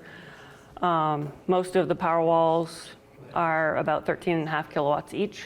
So as soon as somebody puts in one, they're going to have to follow the NFPA 855. So I am really excited to have that happen because I've probably inspected 20 plus power walls going into the city of Montpelier alone. And we've got a pretty reliable electrical grid here. We don't lose power a lot. And out rurally, these are getting installed like crazy. People are installing them because they lose electricity during a snowstorm, during, windy day, the tree falls on the line and they lose their power. So there's a lot of homes out there that are getting power walls put in that we really need to protect. And so that's a new term to me, the power wall. I mean, I'm familiar with lithium batteries, but right. Is that like a certain design? Tesla calls them power walls. Oh. And there's a couple other brands that use a variation of it, yeah. So, Yep. yeah, we had Green Mountain Power offered the battery wall program, so we have one in our basement. Yep. Do you have smoke detection? By it? In the basement, yes. Near the unit? No, but I'll probably get one in there. Right. So Is it in a 1 hour rated room? No, that's where I was just kind of going. Right. Those are two of the major things that definitely will be coming in. So the room has to be 1 hour rated. Yes. Yep. So is this going to be enforced for any new installations, or is this? It will be as soon as it's adopted, as soon as 2021 is adopted for the NFPA 1 and 101. So, but for any power walls that have been installed and the house that's, we're not going to become a rental, are you going to? If it's going to become a rental, then yes, those will need to get put into a room and they'll have to have a smoke detection in that room for the unit. Yep. Since we rent it from Green Mountain Power, would they have any responsibility to bring it up to code? At this time, no. After the new code gets adopted, possibly, but I don't know. I don't know what their responsiveness will be. What would be the Right. rating on the door to the room? It'd be for a 1 hour room, it's a 20-minute door. So metal. So it's Right. not 60. Why is Yeah. that? Why isn't it a 60-minute door? Because with a wall, you can put stuff against it that could burn. So you put a piece of furniture, you put a armoire, whatever, against a wall, that's going to light on fire and create more of a heat source. Where a door is a doorway, so when you walk through a door, there's no furniture, there's no anything that's going to be a fuel for a fire. So that's why a door is a lower rating than a wall. Okay. Does that make sense? The wall is also rated at an hour. Correct. Because the wall could have, like I said, a flammable item placed against it, something that could light on fire and create more of a heat source. Yep. Which basically is 5/8 sheetrock, that's fire rated. Right. Sheetrock. Correct. Well, is there systems that you can install next to it that would try to help extinguish it if it ever started to melt down? Or do you know any reason what caused them to? Unfortunately, I've seen videos on them burning down, but they don't, it's overheating is what causes it. And what I've been told, I can't guarantee, I don't know if this is absolutely true or not, but Tesla, the batteries that don't pass to be in their cars, that's what they put in their power walls. That's what I've been told. I don't know if it's true or not, but that's what I was told at a training once, and I was like, that's scary. It's not good enough to go down the road because of being in a car, but they'll put it in a stationary unit that goes in your home. And even in a retro situation, because we're no longer going, once we go to past the 855, Yeah. in a retro situation, are they going to suggest, like a sprinkler, a retro sprinkler system? They usually don't give enough water, unfortunately, and especially if it's a residential unit. Not right off the wellhead. Right, yeah, exactly. And some people's wells don't give a lot of water, you've got head pressure, but they don't have a lot of other pressure. So you're saying that I should be looking to make a foam system, passive foam system for those rooms once they become? I don't know.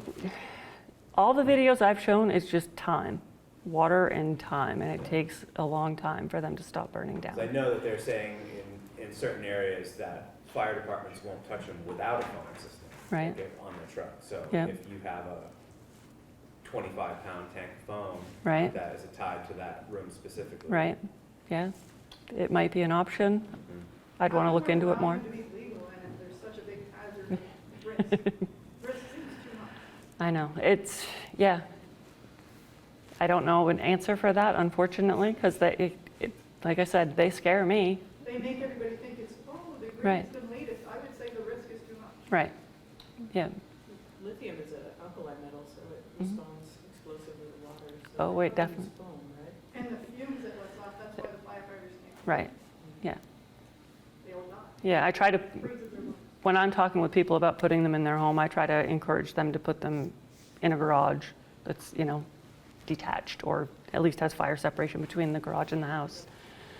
Because yeah, Or just go with the generator. right. The policy in the Wells Fire Department is if there's an electric car on fire, you Let it burn. just let it burn. Yeah. So I can't. Right. And that's like with parking garages. Where do they put the charging stations? In a parking garage that's connected to a shopping center, Yeah. right against the building.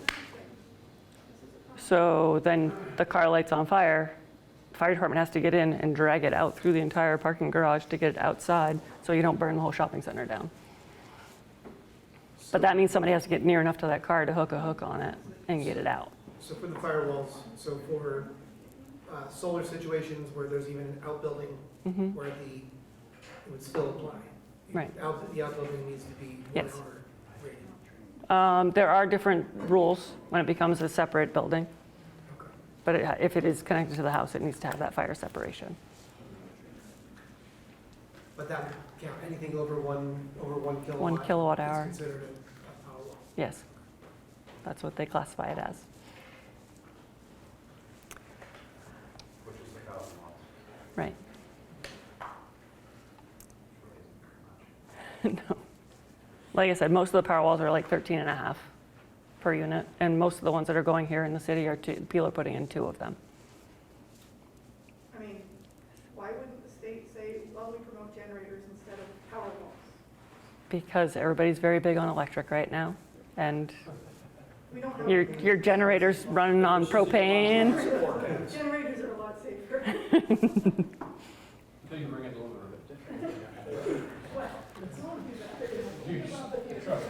So you can go over this R32. The what? Oh, 324, yeah. Yeah, so photovoltaics, they are under both IRC and NFPA. So people that are putting in photovoltaic systems, there are rules to follow as with both the IRC and NFPA. So 324, R324 is the section, if you Google in your, not Google, but search in the IRC, if you type in photovoltaic and enter, it brings you to section R3.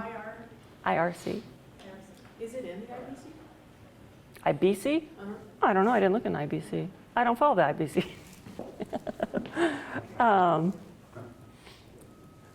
So yeah, if we look in that section, you guys have your ICC open still with the IRC book, 2021? You can take a look.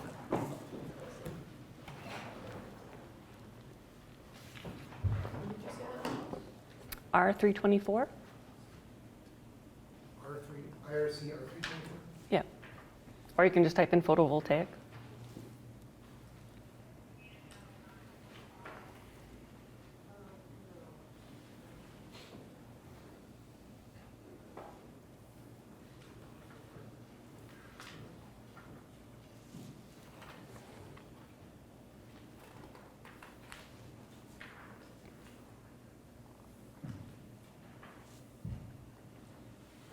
It seems like there almost needs to be inspectors just for that specific thing. It's happening so Right. fast.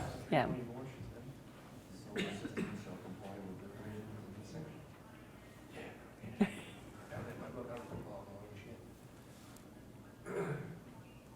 You guys finding that section okay?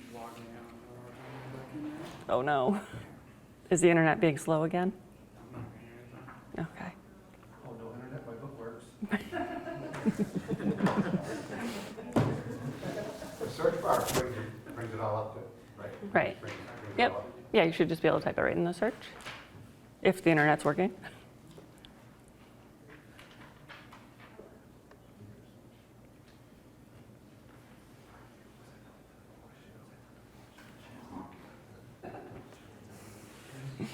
My question, I'm having a hard time Yeah. bringing it up, but does it deal with 250 electrical bonding and grounding? Okay. Something I see a lot of. Right. Do you know if that? It is, I believe it is covered in that section. I would need to obviously read through it, because that's what I do every time. When somebody asks me a question like that, I always say, I'm going to go back and read the code and see what it actually says. Yeah. So that's what I would do. I see all these systems installed after the disconnect. Right. Yes, they need to be bonded.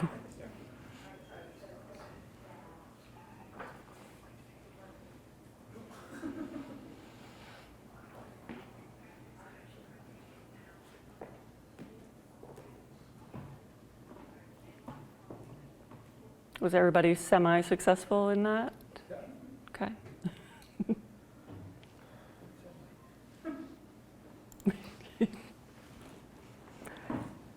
So basically that brings up every bit of information in the IRC code book that would be relative to photovoltaics. Correct. Yes. Which is very convenient. If that's what you're, if you need to learn about that section, it brings you to the different ones. You can read the different parts that you actually need instead of going, where do I need to look, and searching and searching. Right there. Yeah.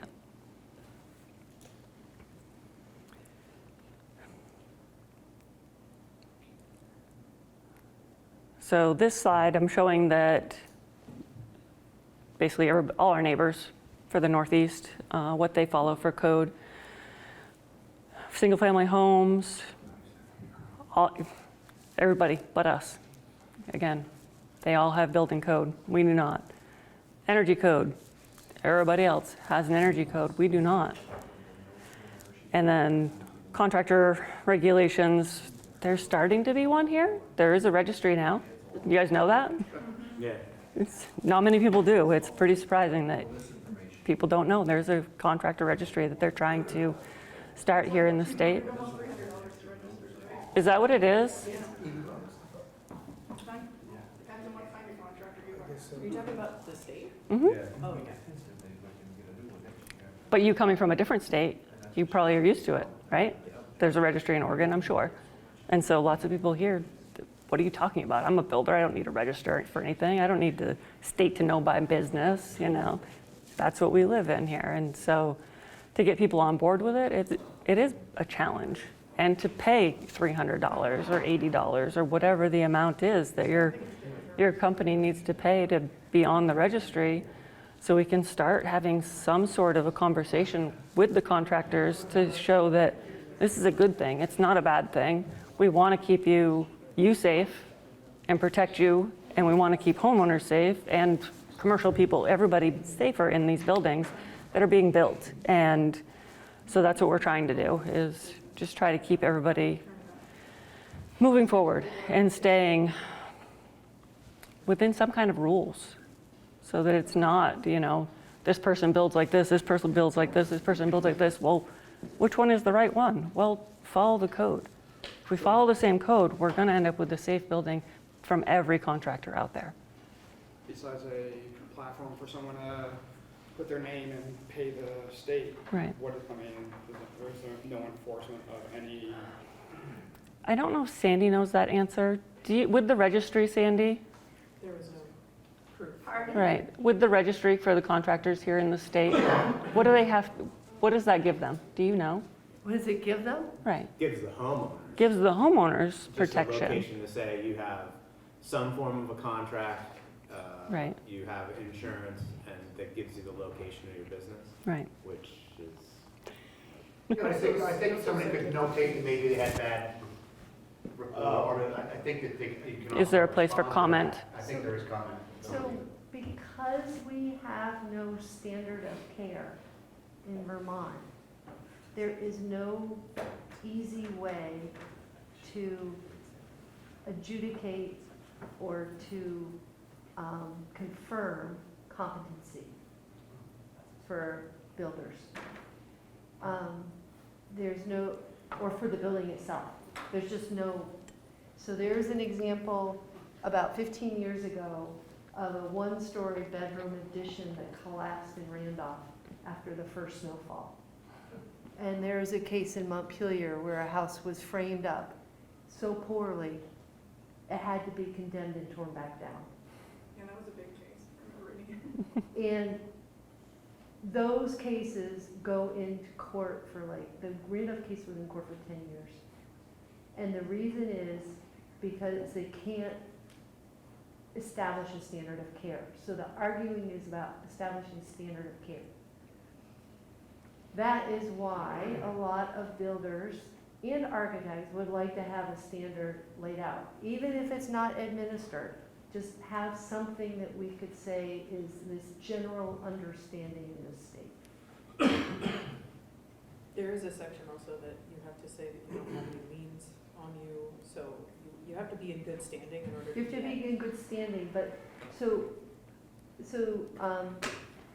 building failures and failures of building contracts are the second highest, sometimes it's the first highest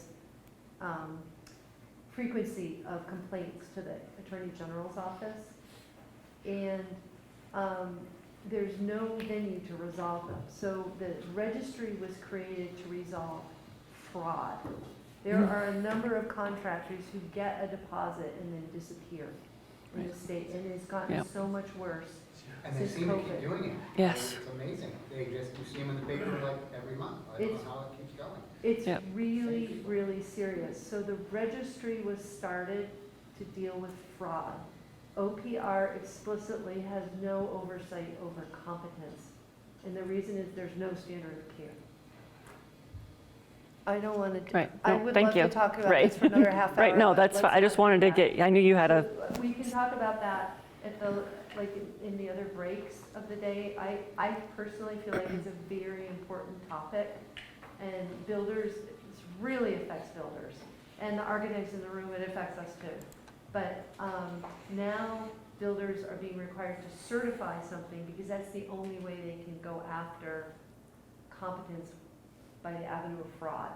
If you certify that the building meets the regulations, and then it's found not to for a period of 6 years, then you can be sued for fraudulently signing that piece of paper. It's a little bit of a legal thing, but that's another topic. So let me, Right. but that the registry is simply, and a super confusing point about the registry is that you are registering your business, but in Vermont, a business is called an individual. So it's really not clear if it's the individual registering or the business, but it's really the business. Right, so if you're an LLC, you put your LLC name with S corporation. You should be. You should be protecting yourself personally, because a lot of it comes back to, they're looking for, there've been 3 cases so far in Chittenden County that have gone after the builder for certifying it, not, the building doesn't meet the energy code, and the builders have lost all 3 cases. And they have had to go back and fix a completed building. So, I mean, it's a serious issue. Thank you, Sandy. On that note, is there a registration body that you can, as the builder, you're like, okay, I want someone in, a position of authority to come over and inspect all of this to make sure that when it is certified. No. It's OPR or a group of lawyers. They have nothing to do with looking at a site. No. And then fire safety cannot look at the site. No. If it is a rented building, you went over Right. public buildings. Yes. If it's a rented building, it's public, Right. or if 2 families or more is public. Well, as soon as you rent it for a day, it becomes a public building. So then it has Division of Fire Safety overview. And then you can get fire safety to come look at it. But this is an issue. A lot of builders have told me that they would like someone to come and sign off on the building. Right. Because then there's a moment in time, like Michelle had, That's actually, certified. my house, I'm gonna be clear about my house. I have a shared unit in my house, which is not an official apartment. I know, she knows about that. What the? Well, Chris Lumber, her predecessor, approved it.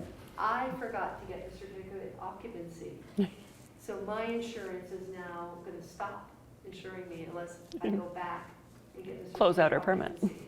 So you want, as a builder, it's good to have the moments of time where everyone says, you did a good job, right? Because then, if someone goes back 6 or 10, and Right. in my case, it was 2015. Right. So it's 10 years ago, I can't find my papers, where Chris said it was, Chris Lumber said everything Right. passed. Right. And then at the same time, my insurance is gonna end in a month, so it's like, Yeah. So there is no state building code for single-family homes. Only a few towns have code for single-family homes. So why bother using the IRC? Division of Fire Safety is considering adopting the 2021 IRC for duplexes and single-family rentals statewide. But again, they don't have a lot of inspectors.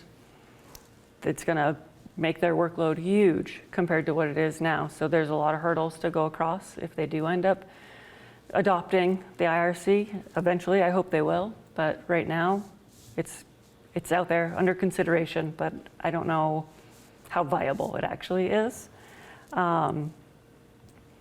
If you build a home to a recognized standard like the IRC, your building's going to be safer, last longer, and be more difficult for homeowners to prove wrongdoing in a lawsuit. Just as Sandy just said, there's multiple lawsuits that have happened in Chittenden County already since the registry has happened for the contractors. So it just, by building to a code, you have some protections for yourself. The majority of the country uses IRC. So you live in Vermont now, who knows, in 5 years you could move somewhere else. This knowledge you gain by enforcing the IRC here, you can take it with you and you can use it in other states, almost all of them. There's a few that have the IBC instead of the IRC, but at least it gets you used to using a code book and knowing how to use, just to be able to look through the book or look online and be able to figure out, am I doing this correct? Is there a better method I could be using to make this building safer for its occupants? You can take that with you forever and use it the rest of your life. Even if you know the 2021 code, well, in 2024, it's not going to change that much. They have little tweaks but it's not big. They don't make, like, throw the book away and start over. They're not going to do that. Is there like a syllabus when they update those to say, you might want to look at this, this, and this, just to be clear? There usually is some sort of, I don't know what they call it, I don't remember the term, but there is something that they do that says these are the things that changed from the previous one to the new one. Yeah. Phil highlighted that as being something that would be in blue at the beginning. Right, yes, that's what it was. But Yep, is on the it a online. physical copy to accompany the book? Yeah, that was way ahead. They might have something, but I don't know. Yeah. What was your question?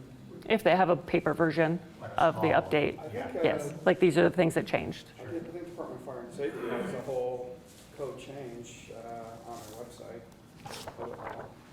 Yeah. This is the addendums for the NFPA 1 and 101. This is adopted by the state. This is the changes that they made for these books. So they do that every time the new set of code books come out. So when they adopt 2021, there'll be another one of these that goes with the 2021 fire codes. So, yep. Right, yes. Vermont requires the RBES, the Residential Building Energy Standards, and that is based on the IRC. So Steve will talk to that this afternoon, and you guys will be all up to speed on the RBES, and he'll be able to really get into that and help you guys go through that with him.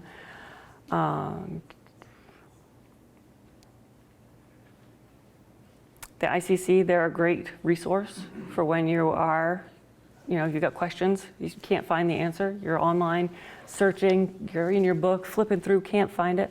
You can call the ICC and they will answer the phone and they will answer your questions, or they'll point you to the right direction. They are really convenient. I have a number at the end of the slide that is a phone number you can use to get a hold of them. And I believe there's a web address as well. So if you want to just shoot them a message online, you could do that as well. So it's really nice resource to have because they are extremely knowledgeable. They know the IRC in and out. And so when you're struggling, I can't come up with that word that I'm trying to find and I need to find it in the book, and then, yeah, they can help.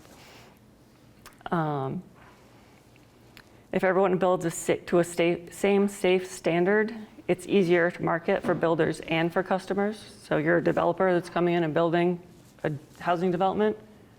All my houses are built to the IRC standard, to the code. So there's no... Evenly bid friendly is what you're saying there. What's that? More evenly bid friendly, Right, yeah, rather than someone doing a half, right. there's someone doing the same. Exactly, why is this bid 100 grand lower than this bid? Well, There's usually good reasons. there's a reason, and yes. So that's the thing you have to look at, and to go through the weeds and to pull a bid apart that may not have all the information to try to figure out where they're saving their money is a challenge. But if you tell them it has to be built to the 2021 IRC, then they have to follow it. I mean, that is the rule. That is what you've set down in your plans, your drawings that say that's what it needs to be built to, then that's what you need to do. That's what the contractor needs to bid it to. Which is kind of nice when you work with like the fire marshals and the health inspector. They know, you talk with them, they tell you exactly what they want, and there's Right. no questions, and Right. everybody's happy. Yes. There's no questions. And to bring in the inspectors before the project is amazing. I mean, people call me all the time in the city here. They'll be like, I'm gonna do this job, but I kind of have some questions. Would you mind coming out? Of course, I would love to come out and go over it with you ahead of time, because that only makes sense. If you get your permit and get the work started, and then you come in and you're like, well, I did this, but I don't think it's the right thing, or I think I did it right. Maybe she won't catch it. Call me ahead. I'll come look, and we'll go through it, and we'll see if this is a good plan, bad plan, or if we need to tweak something to make it come out better or safer, or, a notification device. If it's over here, it's, not in a good place. If it's over there, it does the whole room. There's just little things like that. Pull station, it has to be within 5 foot of your door. It can't be, across the room. What'd you call it? A pull station, like a fire alarm pull station. Oh, They have to be within 5 feet of the exit door. that makes sense. But I've seen them much farther away. Yeah. A quick question, we talk a lot about the new construction. Right. We do a lot of renovation. Oh, yeah. A lot of HUD code stuff. Yep. Where's the gray area there? Like, what do you, so use Montpelier as an example, right? Yep. Nobody's gonna enforce this stuff for Montpelier. Right. I mean, if I had somebody in downtown Montpelier that owns a mobile home and they want us to go do some renovations on it, Right. do we care about any of these codes? Is it a single family or is it a rental?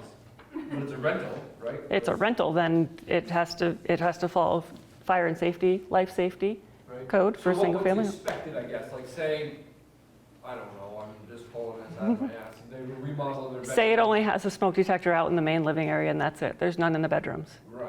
Guess what? You got to add smoke detectors to each of the bedrooms and have a smoke CO out in the So the bring it general up to area. code is what is expected. Yes. Yeah? Yeah. Good to know. And it's over 50% of that. Well, on- with life safety, it's different. Okay. Once you get past 2004, you have to have the hardwired smoke detectors in a rental. Thank you. Mhm. So by having the IRC, it's like having an engineer for reference. So if you need to know how far a 2x8 can span, you can put it in and check. There's charts in the book online. You can go online or go in, see how far it can span. If you're going to go, you're building a deck. You want to know how far that deck, if your 2x8 is big enough, or you got to go to a 2x10, or if maybe it's too big, you can put a 2x6. It's helpful, but you can look it up. You don't need to hire an engineer or an architect to do that math for you. You can actually just go look at a code section and find that information. The lumberyards do it for contractors quite a bit. They'll size members. Does that, so I've looked in here lots of times, I can't find anything on point loads on cantilever things. So I don't know, Okay. is it like specific situations that you would still have to go to an engineer? to get- Probably with a point load, that might be, because that's pretty specific, so that you might have to. I'd have to do a lot of research to figure that out myself, probably in there to find I it. just wanted to make sure there wasn't like, oh no, it's this section. Right. You totally have that covered. Right. So that's another thing. Call the ICC. Ask them. They might be able to point you right to the right spot. So yeah, when I get that number at the end, definitely write it down and give them a call. See what they say. It'd be interesting to hear.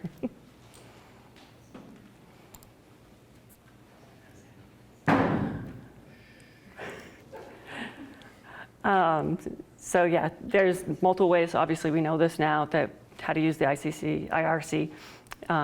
There's print, which you guys see. They're big old books that you carry around, but it is nice to have reference with a book. Mine have little flags everywhere and stuff, so I understand having the book is nice.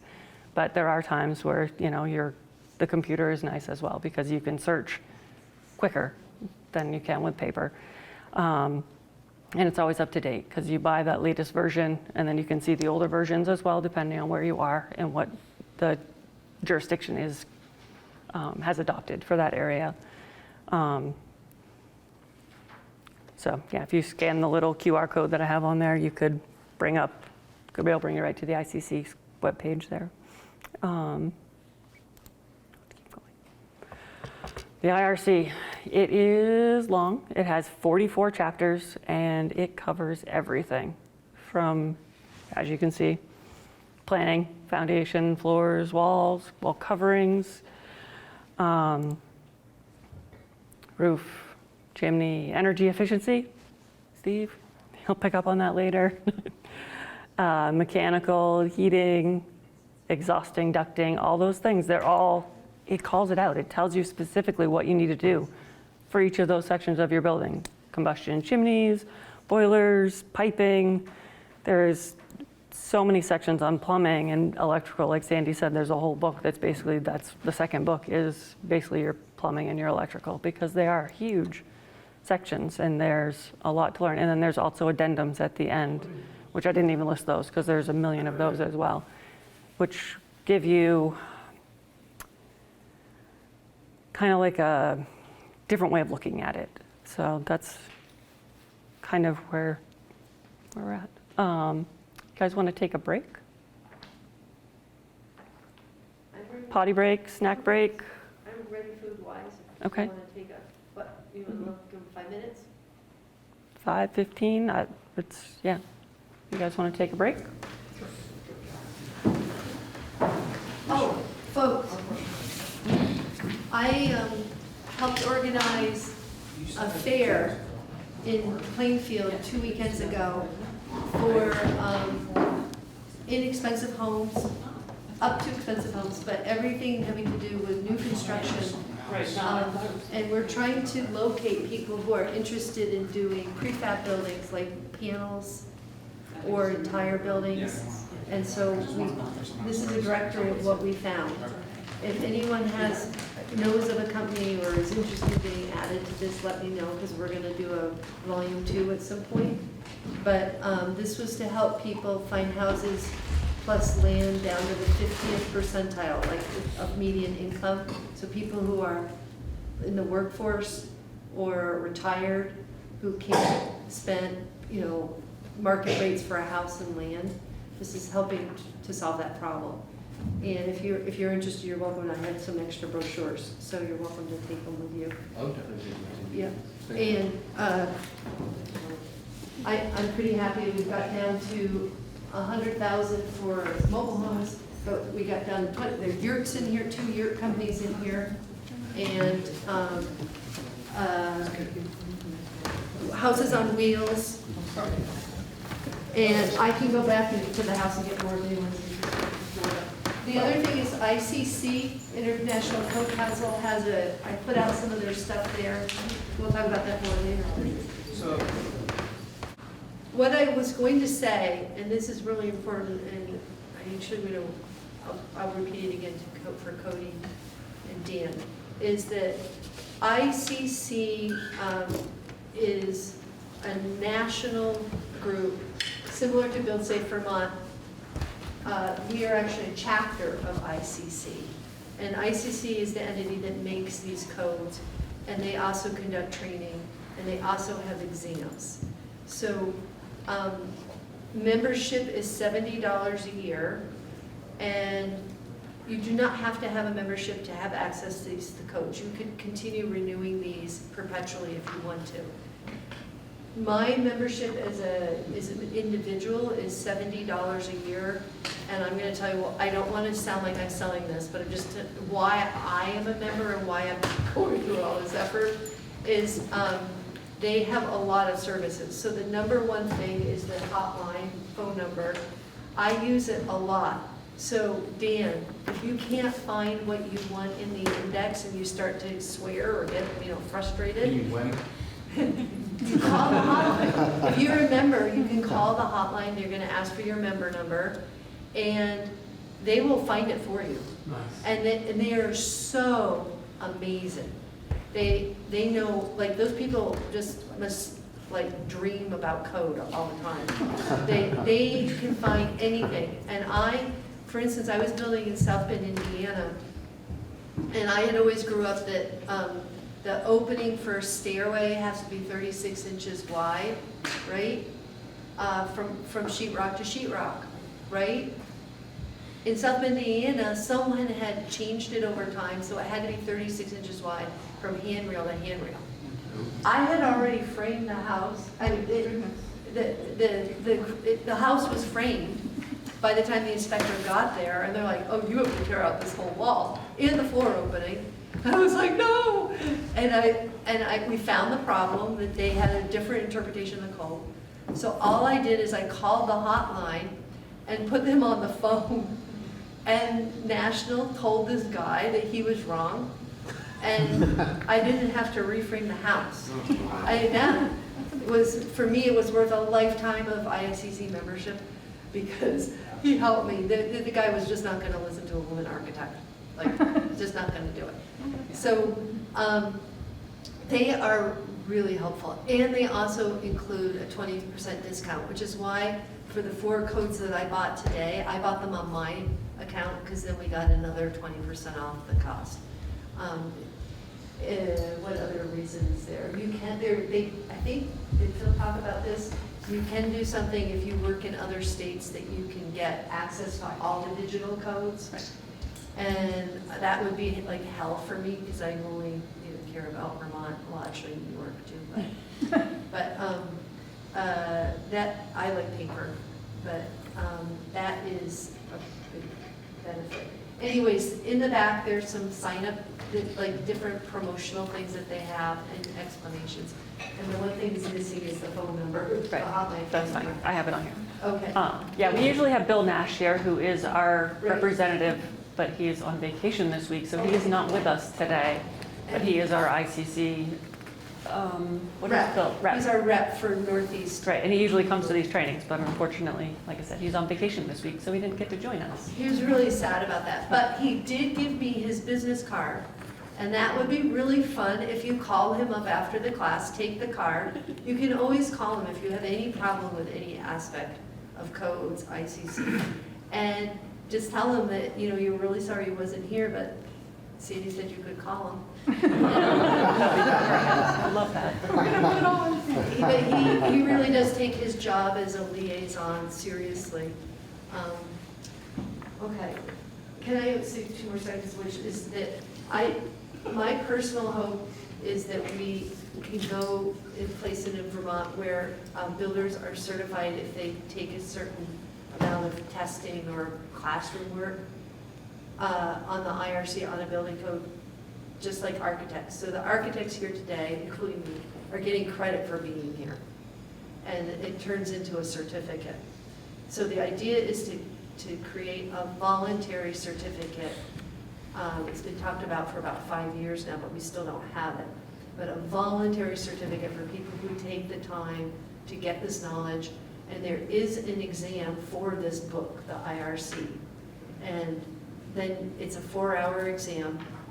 We're talking about creating study groups to do this. Is it open? Pardon? Is it open? It is open. It is. Isn't it? Yeah. It's open. As far as I know. It's open book. Because for codes, you're not expected to memorize the code book. But they give you a certain amount of time. And if you've never looked at that index before, good luck finishing it in 4 hours, right? But if you've done it a lot, like Lexi, she said it was drilled into you when you were an apprentice, right? So she probably finished in an hour and a half. There's a challenge. But both Michelle and I have taken the test, and I took the longest to get through it. I took the 3 hours, but I passed it. And I think that Ed took it, or Michael took it. Michael took it. So we're starting study groups to get through. They have a whole study program. They have flashcards. And we're going to try to do this fall. One group in Montpelier. This winter. Thank you. Winter, after January. One group in Burlington and one group in Montpelier. Yeah. And then people, you have to take, unfortunately, there's one place to take the test, which is in South Burlington, which is kind of a city, but, all right. I've talked enough. Thank you. Will you send out email regarding that? About the study group? Yeah. Oh, yeah, we will. We will. The one person, well, now I have your email address. Let's see, I do not have your email address, Cody, so I need to get it. Did you hear about the technical problem? All right. So my plan is now so we can practice and have everybody start looking for codes and see how to work, how to use the IRC online or your paper version, and be able to look up different things to see what we can find and see if everybody can get the same answer or if people find different answers and what we're going to do. So I kind of have the steps shown out that Phil went over earlier. Mine might be a little easier to see, maybe, I don't know.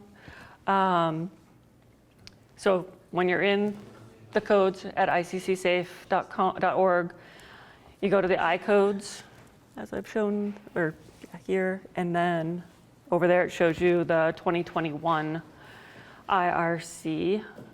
So if you click on those two things, it gets us into the right place. Or if you're on your cell phone, you can scan the little QR code there and it'll bring you to that same spot.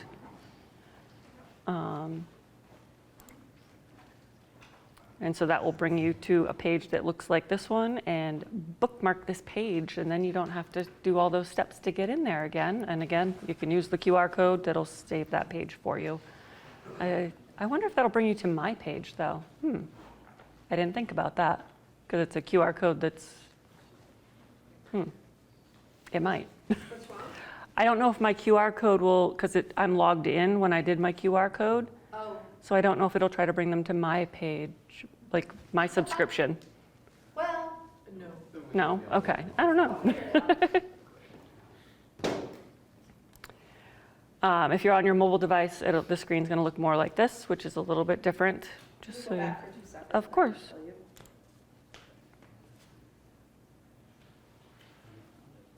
no, good to the, It just goes there. Okay, perfect. So yeah, if you're on your mobile device, it's smaller. It looks, obviously, looks like your phone, just a little version.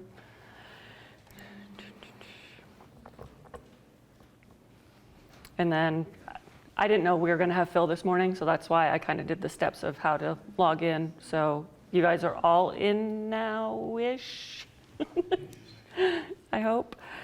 So yeah, again, like he said, you can put notes in there, you can highlight text, and you can save things so you can return to pages again later. And so yeah, we are going to practice answering questions, code-related questions together. So you can type things into the little search bar, or you can use the table of contents to do that. So go from there.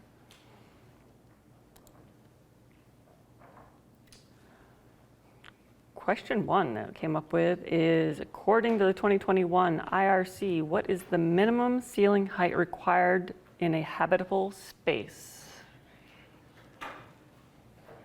So again, you can type that information or type part of that into that little search bar, or you can try to use the table of contents, or if you're in the book, you can search in your table of contents there, or an index in the back maybe might be easier.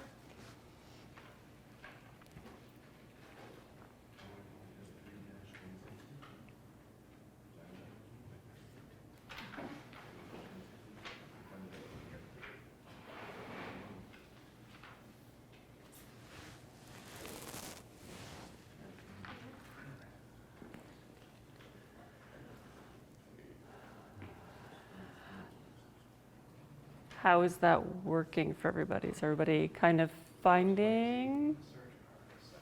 No less than 7 feet. 6 feet. There's two. I was going to say we're getting multiple answers. 6'8" with exceptions. What's the number? Well, 6'4" with the exception of 6'8". So if you're looking on your mobile device, the steps are kind of shown out here, how that works.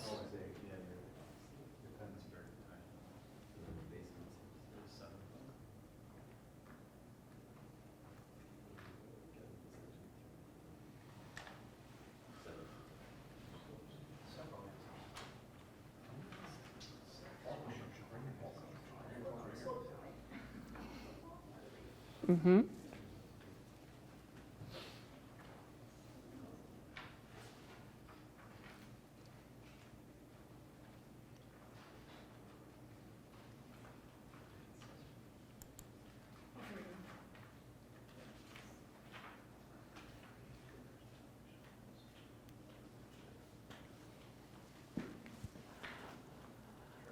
So is everybody getting to the R305.1? Ish? Did you find it in the book? Yeah, it's just 24, so. Oh, so it's slightly different.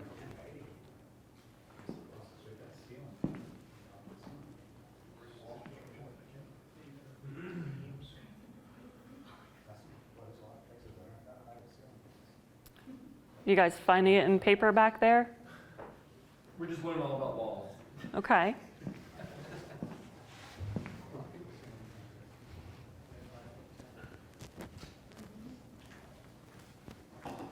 Must be one of the first things they tell you. 305.1. I'm sorry, what? 305.1. So I'm at 6, I gotta back up, you're saying? Is that what that Right? Ooh, that is small. I didn't realize my thing was so small. There. Probably in the general section. 307. 305. Keep back. Does it, so does I reference this number at all? What does this mean? Nothing at all? That's a page number, but it doesn't, yeah, it goes by the code section. So look back a lot. Mhm. Fours. Fours. 322. Oh, so it's in planning, you're saying? Yep. Yeah, you don't want to design a room that's too short, right? Fair enough. Makes sense. Hold on, we're getting close now, folks. Yeah. There's only 7,000 pages, don't worry. I wanted the book, I told her I wanted the book, I'm gonna keep telling myself that.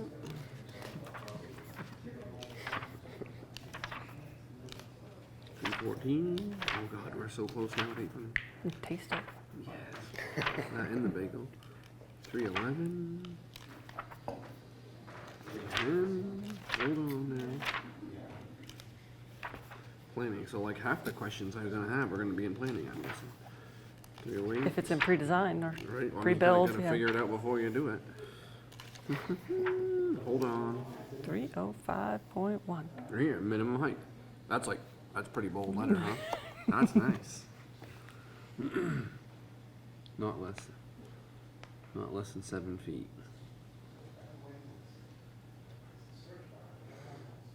And bathrooms, toilet So I gotta rooms, start over. Like even basements? How do space hallways important in basements? How high is the base? I mean, our current project is mad. 6'8", we bang our head and I'm only 6 foot.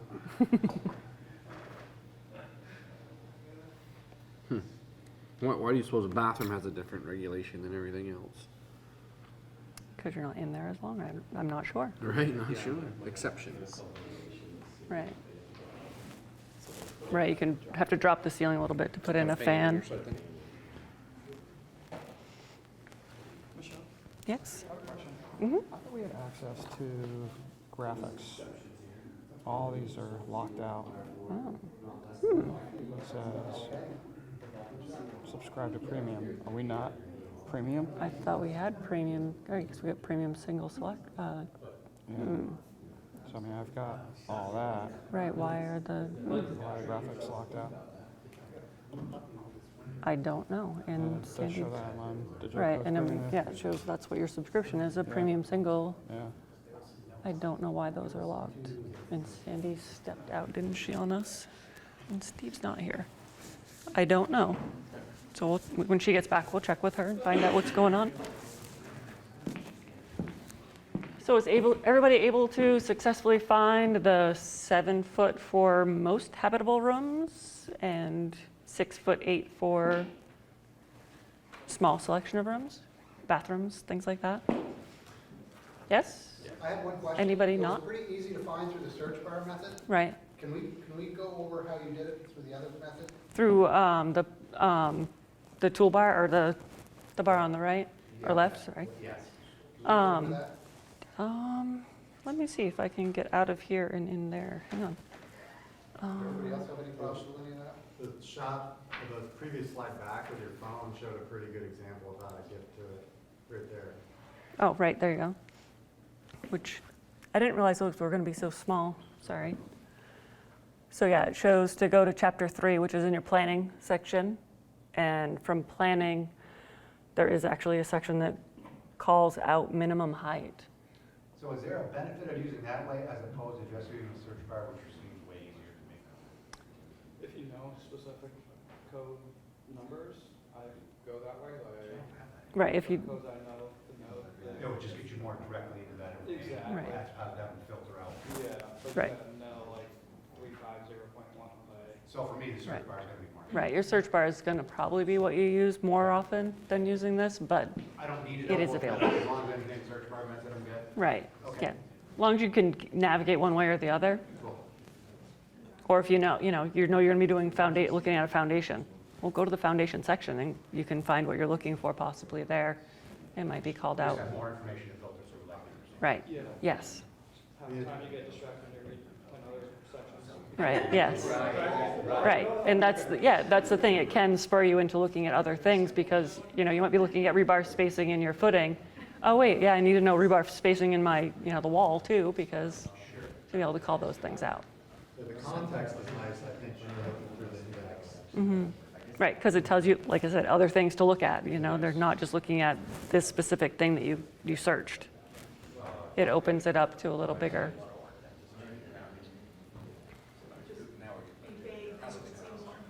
Right. Yeah. If you type something in more vague, you could definitely, if you put in just minimum height, it's going to bring you to every minimum height that's in the book. That's, could be minimum heights for anything. So, the more vague you are with what you put in your search, the wider array of answers you're going to get. So.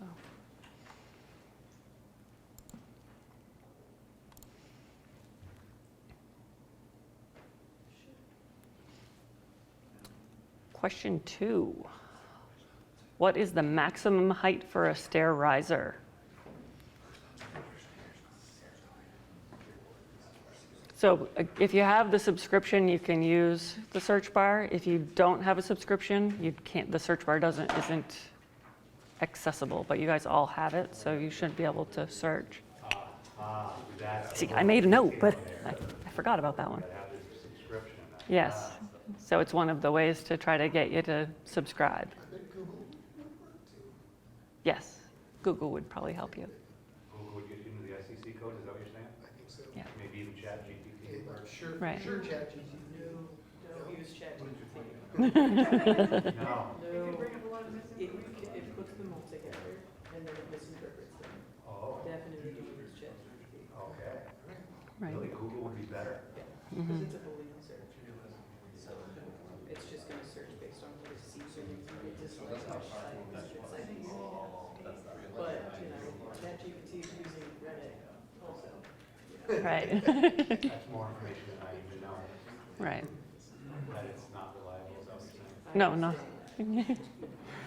that's good information. For some reason, the Reddit, the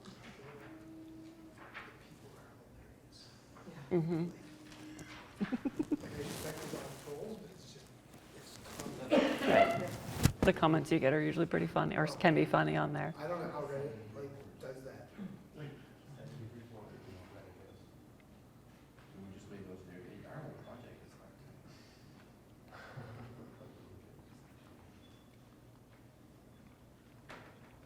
So how's everybody doing finding your maximum height of a stair riser?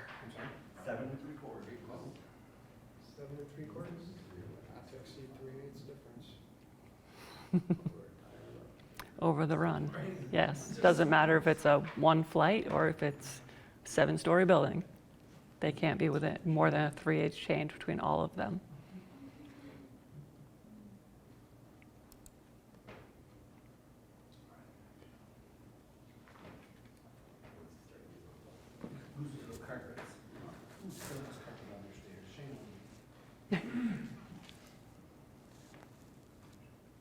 So our 311.7.5.1?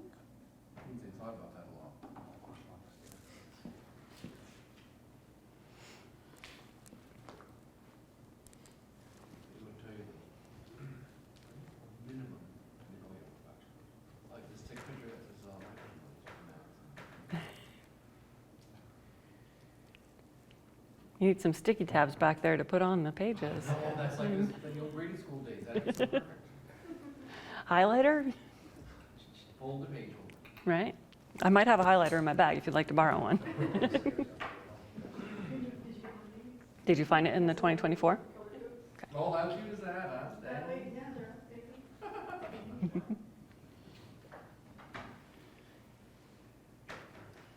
Everybody good? Okay, you guys are too good at this because the class I took when I took this one, it took forever. But we had a lot of technology issues. Here we just have slow internet, so. What is the maximum floor joist span for a residential living area when a 2x8 joist is spaced 16 on center? Not a lot of fur up here, Hmm. unfortunately. No.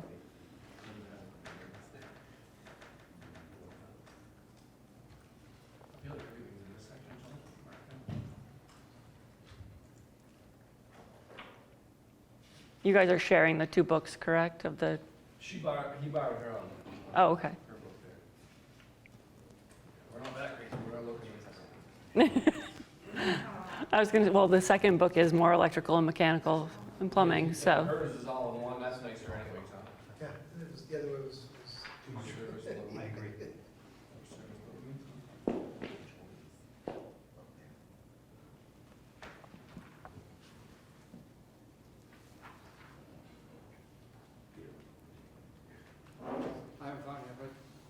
Shouldn't there be a length to the 2x8 as well, to determine that? Well, the span, we want to find out what the span, how far you can span your 2x8. That's the question. Sure.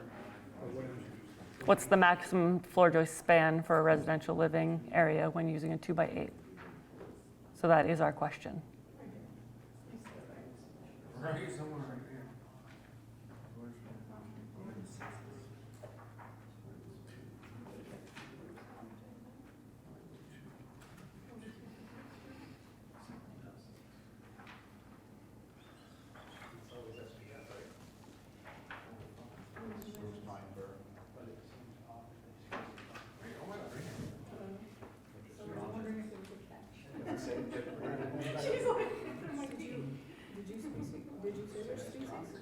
I did not. So if you look at 502.3, it's going to tell you that you need to look at a table.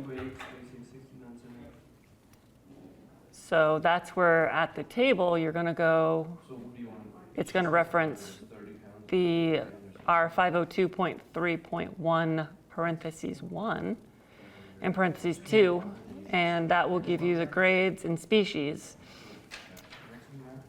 for the loading conditions. So then we go to those charts, and then we see our 2x8, and then here we typically are using SPF, spruce pine fir. Yes, 502.3 allowable joist spans. And then that references the table. So once things like that, we could just ask for a table in the search bar. Right. And it'll be quicker. Yes, it would eliminate a step if there is a table available. But that's 12 OC. You probably want it to be on 16.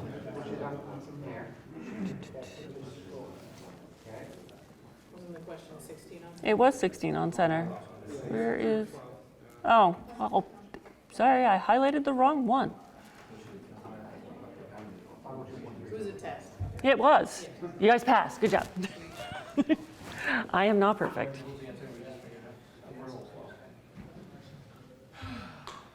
Founding fathers didn't have the internet. They did not. Did you find it in the book? Hey, but I'm a little sad it's already up there. Oh, sorry. Now it's not. Thanks, we're good now. Okay.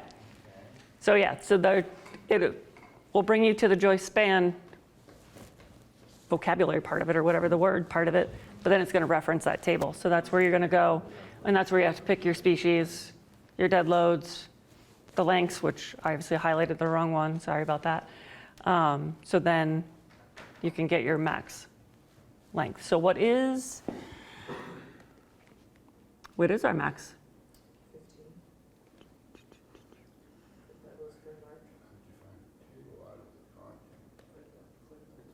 Douglas for large? What? We don't use that here. Well, you said the maximum, you didn't say species. Or the grading, so it depends on grading as well. What was my question? Right, so, okay, it does open up to every, yeah. More specific question. So, is everybody comfortable, looking at the chart? So I've got the content, how do I get to the table on my phone here? Oh, on your phone, so you want to be able to get to table R502.3.1? So Can you put that in your search? okay, my search. Well, we're, on the slide before you had a reference, what was the section number there?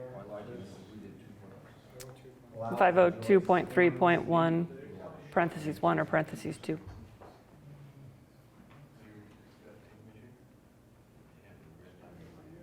These tables assume a certain subfloor thickness? Or Does it say? It's dead load.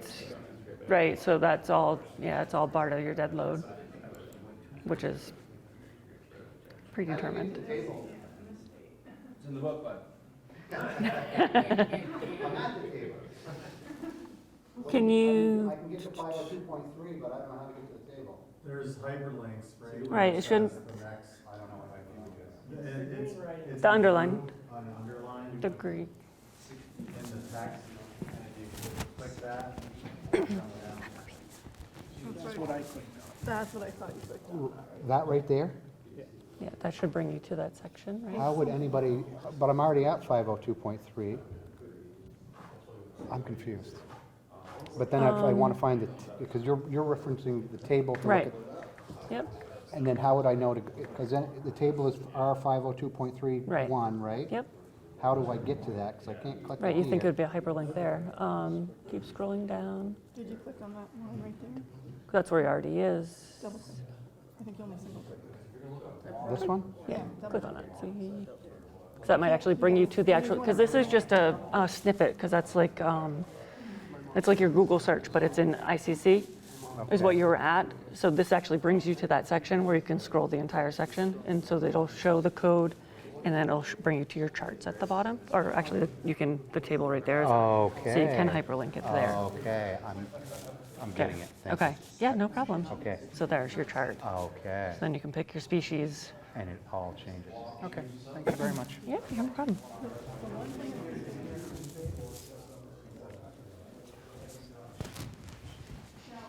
One thing that, before you start the class, Mm-hmm. for builders, not maybe architects, as a suggestion is maybe give them a preface of how to use the book and Right. a table of contents, because Right. like when you go to college, you have to like read.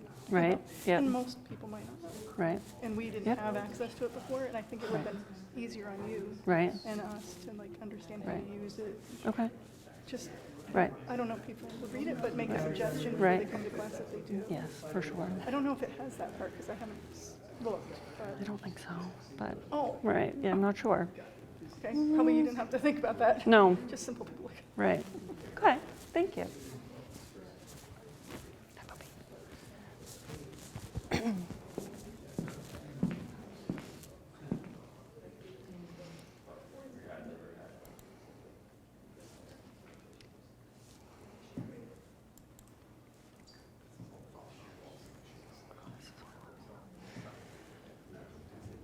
What is the minimum R value for a basement slab insulation in Vermont?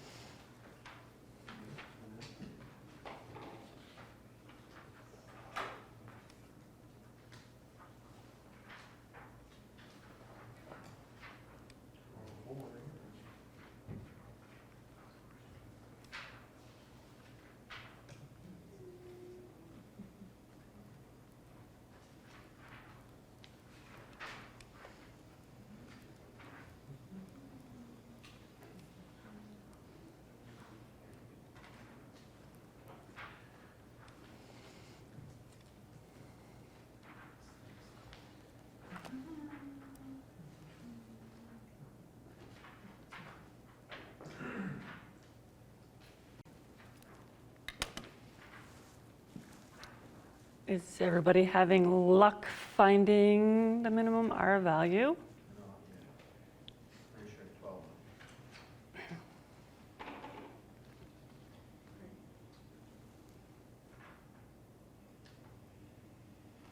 Matter if it's unheated or heated? I don't know, does it? What are you getting for an answer?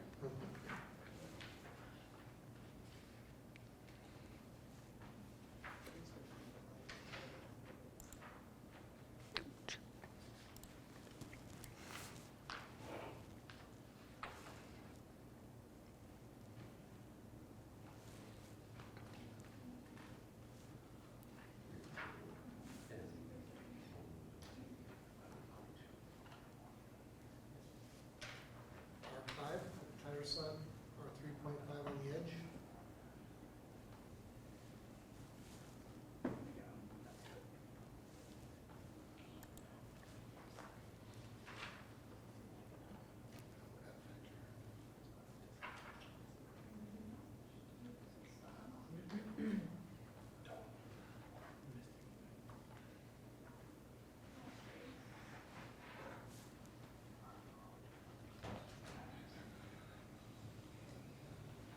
Straight into reinforcement.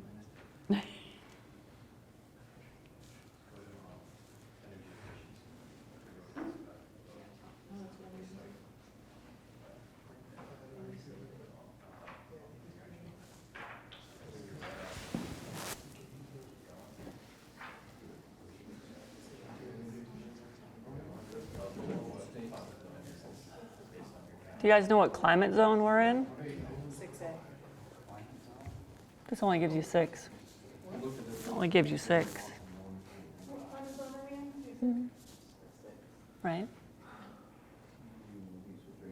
It's interesting, the book lists us as 6A, but it doesn't have it on. Right, it doesn't have it on the chart.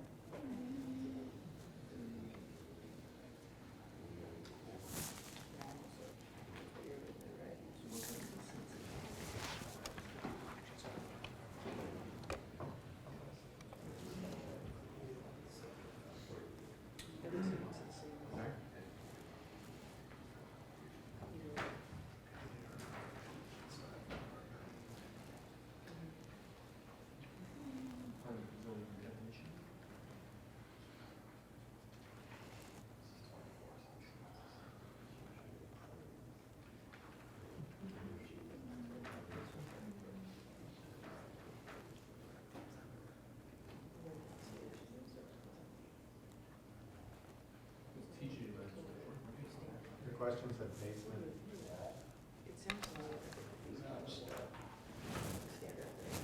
Oh, slab. Slab insulation.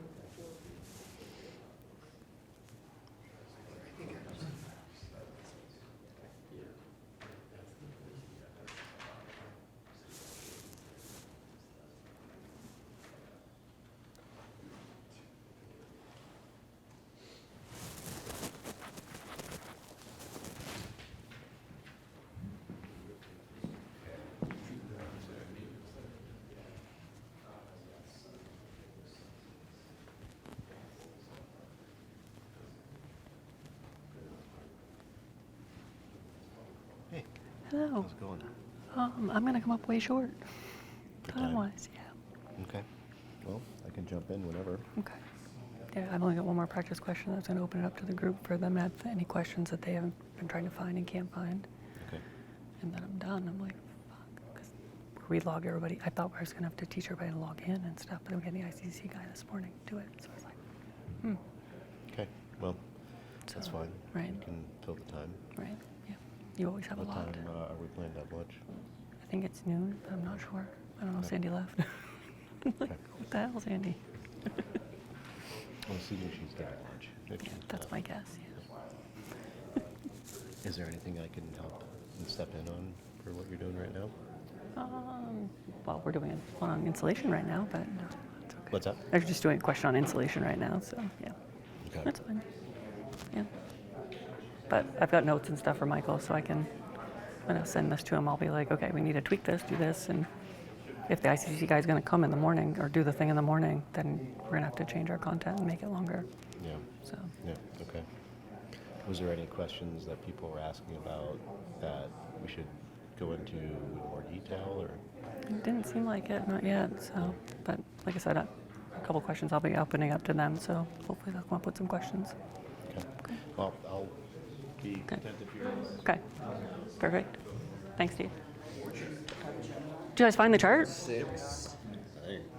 6, basement wall, R value, 6. Let's try to find. Tell me again what CI means? 15 CI? Cubic inch? 15 cubic inch? What the heck is that? R value? I never heard cubic inch affiliated with R value, no? No. So that's what you're saying, we're in Vermont, which is a 6. Basement wall, R value. That's a lot of information I don't understand right there. Right. Know what I mean, Phil? Slab with the value, crawl space. They treat a crawl space the same, I guess. It seems. So what does that even mean? 19 or 13 or 5? Because it depends on if it's a Tuesday or something. Yes, we have to do it by day of the week. Yeah, well, seen Stranger Things. All right, 15 or 19 or 13 and 5. What's 13 and 5? Like 13 on the inside, 5 on the outside? I don't know. I'm not sure. Let's open it up to the group. Ask them what these numbers mean, because I don't know. Not off the top of my head. No idea. Not without reading. That would be my first thought. 13 on the inside, 5 on the outside. Right. Oh, why would it say 15 or 19? Right, yeah. Wednesdays is 19, Tuesdays Right, is 15. or 13 of, yeah, so is it, well, it does. Correct this, be like, all right, for a property inspection narrative.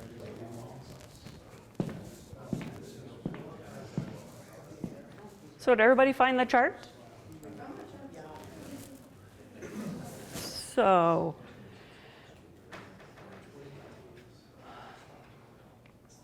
interesting thing is, my chart is different than what you have in your book. Right? If I could read it, I'd tell you, but I can't. Oh, sorry. So, we're in climate zone 6, and then if we come over here to slab R value, it says 10 cubic inch and then 4 feet is what it says. So on the next, we were just looking at the next. Continuous insulation? Oh, there we go. So 10 cubic inch of, or yeah, cubic, CI is cubic inch to me, sorry. Continuous insulation. By 4 feet. What does that mean? So Right. R10, Right. when I think. Well, why does it say continuous? Yeah, 4 feet below ground. When you're below ground. Yes. Versus like a wall cavity where you have like insulation stud, Right. you're saying you can't have any gaps in your. So 4 feet down, it's saying. No, We're gonna go 2 feet up, 2 the feet floor down. feet, I believe, is like the slab edge condition. Like flat on the ground, out 4 feet.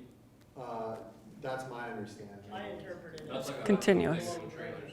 Yeah, I think Minimum Yeah, it's- depth you can go below grade, or minimum depth below grade for a slab. Right.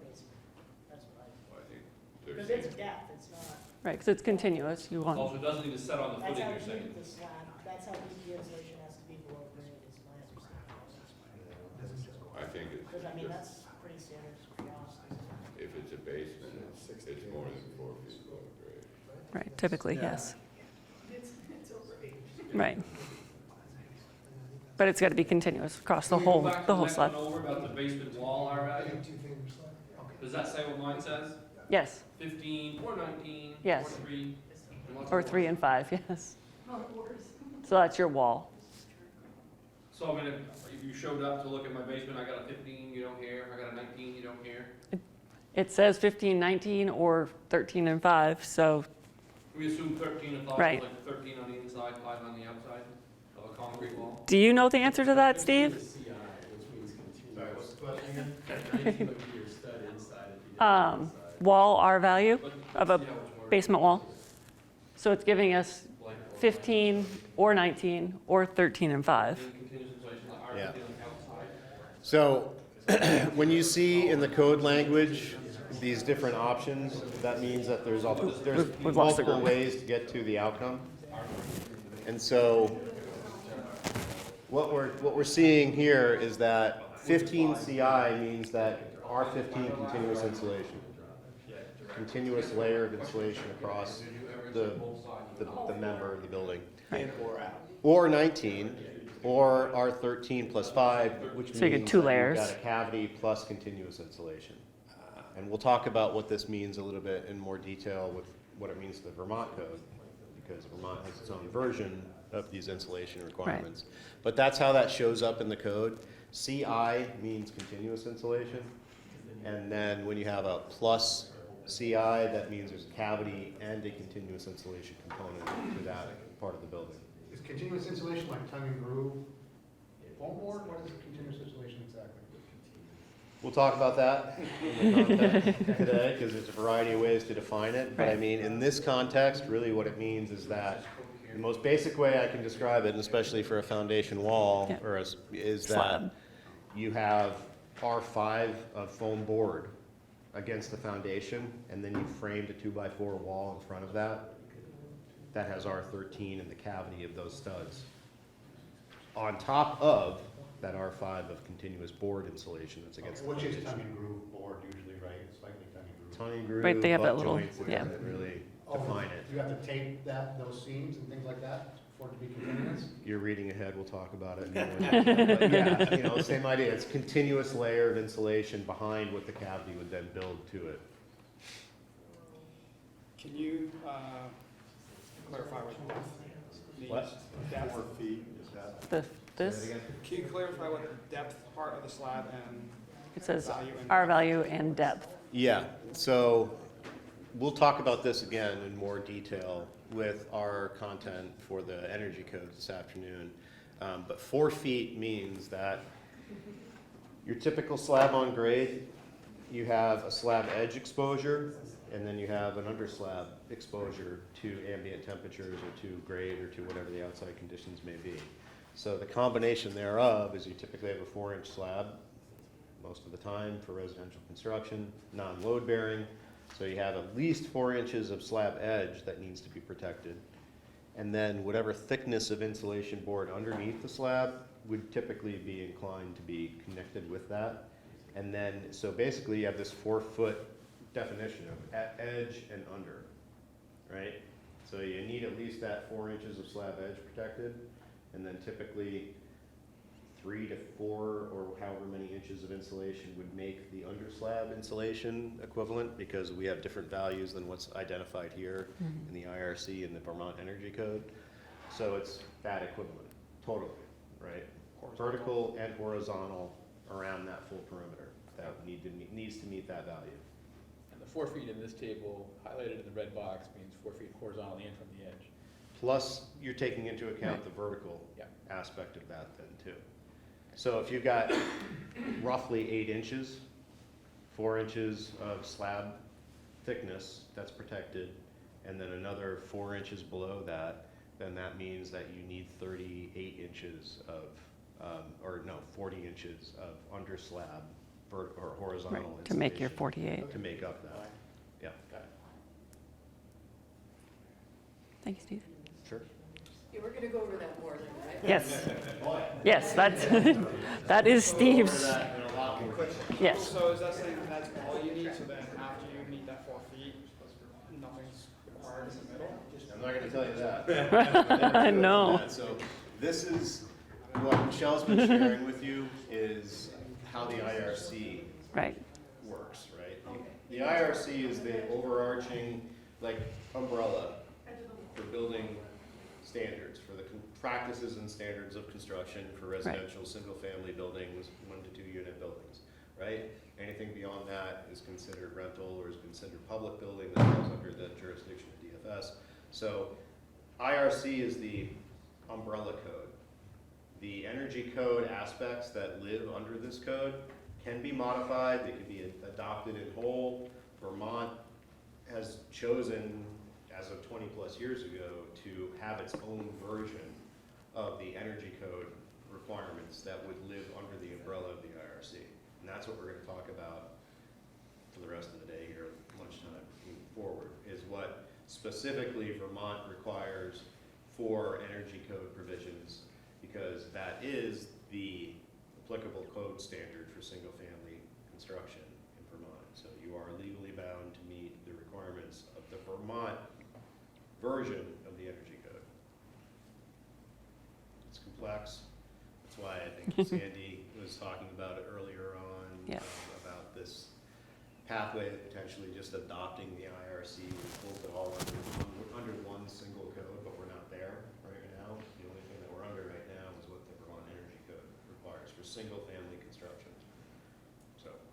we'll get into those specifics as it relates to that table right there. And I'll reference Right. back to this table. Right. And how that kind of overlaps.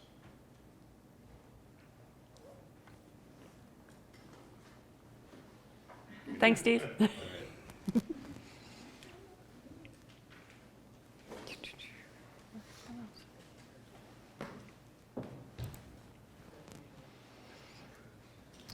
How do I find the Vermont regulations for residential building performance and energy efficiency? Steve? He just left the room, sorry. He's not available.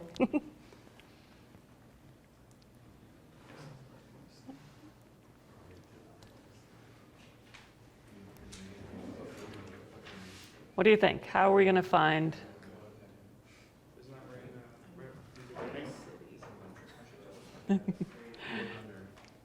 Building planning, check.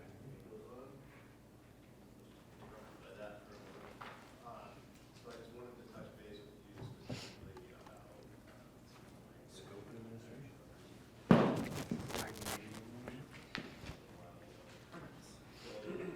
That's just right in your beginning. If we type in Vermont, the top of the page, I know, if you're with paper, you can't. You could try, you just write at the top of the book and see if it pops up. And so that will bring you to the 2024 Vermont Residential Building Energy Standards. And paper, I don't know how to find that. Call the number. Right?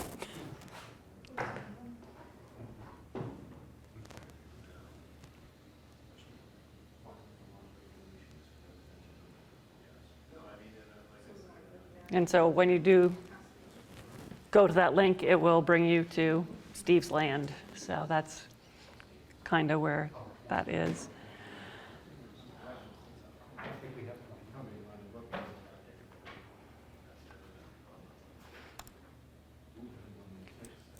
So questions you guys have, how to use the book, how to find stuff, how something you can't find that you've been trying to find that the class can help you with.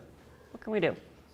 Well, mine's not as specific as looking something up, but I'm interested in your kind of plan review process. Mm-hmm. How are you, like something lands on your desk? Right. Like, are you starting at the very beginning of this code and checking off the boxes in a row, or how does that work? When a plan comes across my desk for a new building, I will typically, I'll read through the whole packet that I get just to start with, just so I get a feel for how the architect or the designer has presented the building to me and what their code review was. So I'll read through what they did, and then I will basically pull that apart and do my own code review to see if it aligns with theirs, if it doesn't align with theirs, and how they may have interpreted a code differently than I did. And I'll look at it and see, which one of us is right. There's different paths to follow, so there are gray areas, and there are ways to, look at something differently. So I try to look at it from their side first, and then I will do my own after I've read through and see, kind of the path they followed, just so I can try and interpret. Like, I imagine, bathrooms probably aren't something that capture your immediate attention. Right. There's bigger, Right. There's a hierarchy there. Mm-hmm. What are the top, three? What are you looking at as the biggest indicators? With single family home, Yeah. exiting, I want to make sure that everybody can get out of the house. So door location, sizes, windows, and egress pathway, in bedrooms, things like that. And then I'll be looking for the electrical plans, what we have for notification devices and things that way. I always try to look at the safety aspects first and foremost, and then I'll start looking at the design to see if, if it lays out correctly, just egress pathways and things like that. Does your review change, for example, if there were a state licensed engineer on a project that stamp the drawings. and I still look at it just the same, I mean, so. because there's people out there that rubber stamp stuff, so you have to be aware. But I'm just thinking, Mhm. you know, like a performance method versus a compliance method. Like, Right. You would be looking at, compliance method through like tables. If there was something Mhm. that went beyond that, you would need to rely on Right, professional. correct. Yep. So for a builder, Mhm. actually, we were just discussing this, oftentimes we'll get a plan, we'll drop it at the lumber yard. Right. They'll run it through. Right. Because I don't have a secondary way of checking, am I foolish to believe that the engineer that runs through that at the Mhm. lumber yard is going to check that Right. through? Right. The There- chickadee check? The people that do like lumber sizing at the lumberyard, they're not typically the new guy. So typically what they tell you is pretty good information because, you know, they're referencing the IRC, they're referencing, you know, engineers' tables and things like that. Yeah. They're not just pulling stuff out of the air. Yeah, So typically you can trust what they're telling you, but this gives you a way to double check, sure, yep. you know? They're Yeah, telling me I need to use a lot this, of but times it, it's you know, not- it seems it's light. not for lack of Right. belief. Right. I just, when it falls under, Yeah. say, when we do get inspectors, Right.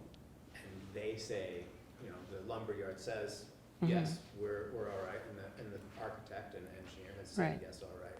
And then you go to pick it apart, Right. And- those three checks for me should be relatively. It should be pretty close, yes. Yes. Because you don't want to be taking that pain out after you're. Yeah. Right, yeah, you know, they tell you it's gonna take a double LVL and, you know, I size it and go, that's not gonna hold that span. I mean, I always, Right. over is better, Right. always. Yes. So, okay. It's pretty specific, but I had a client who was looking for a drop ceiling in a bathroom. Mhm. Because the bathroom height is like 6'8", it's very short, and Right. he's 6'4". So he wants to Like a increase the coffered. space. Mhm. So there's nothing in here that I could find. Mhm. The internets didn't help, so. Right. I was thinking if I just insulated the life out of the top that bumps into the attic, Mhm. and then put just a slight cant on it so that it drains back into purple board, all of that stuff. Is there any reference material for doing something Wild West? Right, like that? out of the norm. Yeah. Not that I know of, not off the top of my head. That'd be working with your local official to, you know, to see, is this okay? Am I allowed to do this? Because technically, like in Montpelier, I'm the HJ, I am the authority having jurisdiction. So say you come to me with some weird thing that I've never seen before that we can't find in a code book. If we go over it together and can figure out that, yes, this functions, yes, this is gonna work, I can give you the okay to do that. So when you have, you know, an AHJ, you know, the state inspectors, myself, somebody to come look at a project and can do that with you, you know, you can come up with a plan, even if it's unorthodox and not normal. You can usually come up with something that will work. And then how do you come out? How much does it cost the homeowner or us? Depends on the situation. So to do like I get calls all the time now for sales of condos or any public building. They have to do a life safety inspection, a safety and fire and life safety inspection. We charge $125, the same as the state. So here in the city, and that's what the state inspectors charge as well to do one of those and write up a report for it. So it's really reasonable to have somebody come out and do an inspection. But a lot of time for like a homeowner, I'll do it for free. I want you to be safe. You know, it's the city where we want our people to be okay. What are some of the most common mistakes that come in your plan review? So the city of Montpelier doesn't build much new, so there's not a lot because since I started, I've been there for 3 years now, we've had 2 new houses. So there's not a lot. So I don't, you know, unfortunately, I don't have a lot of reference because, yeah, there's just not a lot of new happening here because it's a challenge to build with the neighbors in the city, unfortunately, so. So how about in the context of a renovation then, where's the biggest pinch points in relationship to? In the city, we have a lot of trouble with egress windows because a lot of old construction, the windows are too small. So there is, there's options you can do now because a lot of our homes are historic too. So we've got to be mindful of that. So lots of times we'll have to do like the casements that look like a double hung to make that happen. So that's one of my biggest things. And then also smoke detection, fire and CO detection. It's not correct a lot of times. And yeah, we need to get that corrected. Yeah, interconnected or not in bedrooms or only a smoke where there needs to be a smoke CO, things like that. They're fairly minor, but it could cost somebody their life. So that's why those things are very important. How do you resolve like stairs? I mean, that's a really tough one. Stairs are very hard. Yes, we have tons of old stairs and they're very steep. So if they're not, it's a renovation of a building, like say this thing, these stairs are completely not legal at all. We're not touching that right now and they're technically not allowed to use these. That's part of their rule with this place.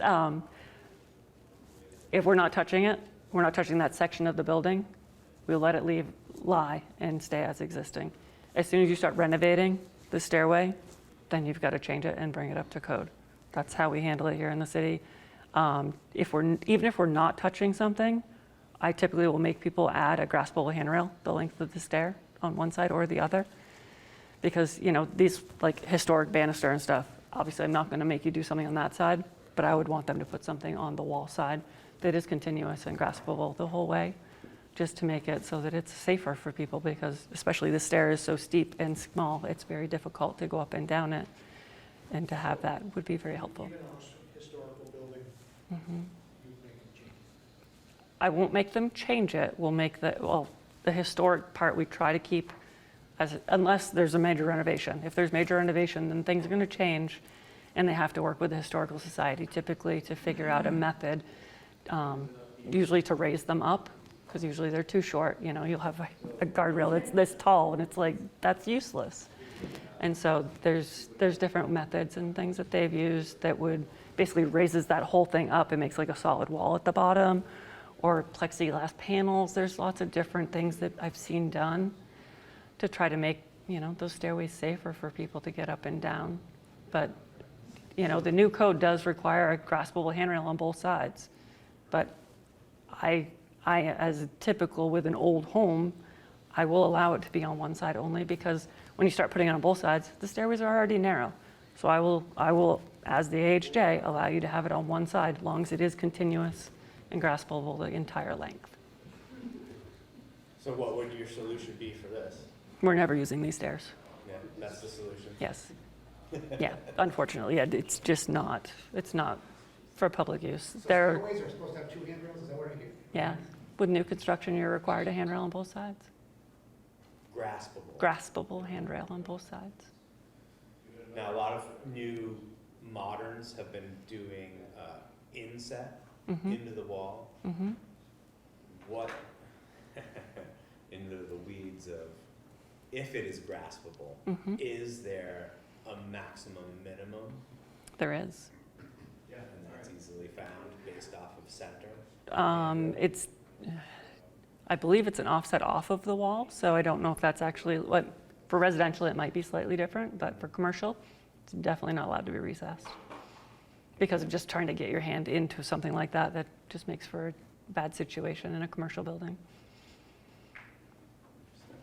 The two handrail comment is for duplexes and rentals, right? Not single family homes. Right.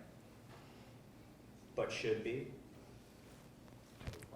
Yeah. Yes, it would be nice, but residential's, a single garden or handrail is usually enough because people are familiar with their home. They know how to go up and down their stairs. And what would you consider the most important side, the up or the down? Right-hand side, I treat it like a pond. It depends on the stairway. Yeah. I look at everyone as an individual because almost no two stairs the same unless it's a straight run. So and then I typically put it on wall side. So if it's a winder, you'd probably stay to the left. Yes. Well, depending on which way the winder goes. Yeah. So yeah, it depends on which way it's turning. But typically it's wall side.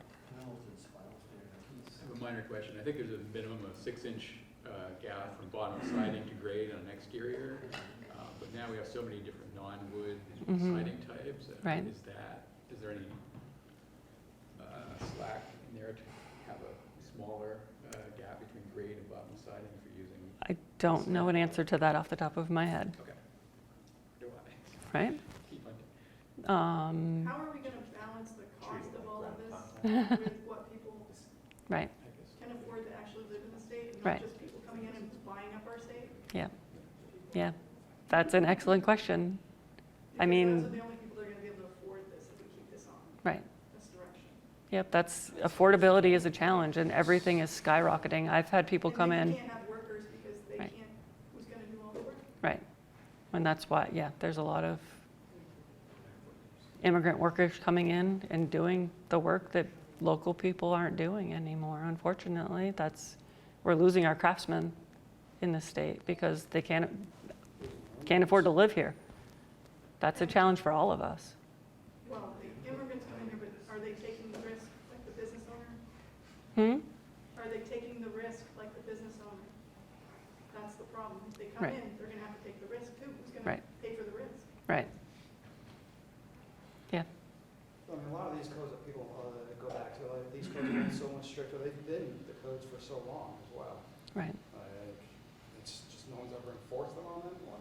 Right. In the state, and that's the. Right. And to start enforcing code is a challenge. People don't want it. Well, some people don't want it. Some people, obviously you guys do. But there's those other people that are, again, my home, my castle, don't touch me. Are you also doing the asbestos and lead, the ALRP? Does that also fall under, or is that a whole separate? I'm the town health officer for the city of Montpelier, so typically when I will handle complaints, but I typically will hand that to the state. So it's a different. That's Department of Health. Do that? Department of Health takes care of that. I have a question about that.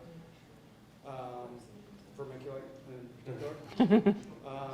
I've been, I don't know where I've heard it for a couple times, that Vermont has adapted a no vermiculite in the attic because it can't be reliably tested. Right. Is that truth now? I've seen people remove it here in the city and have Yeah, asbestos companies come in and remove it. To remove it no matter what? Yep. Whether it tests positive or Right. not.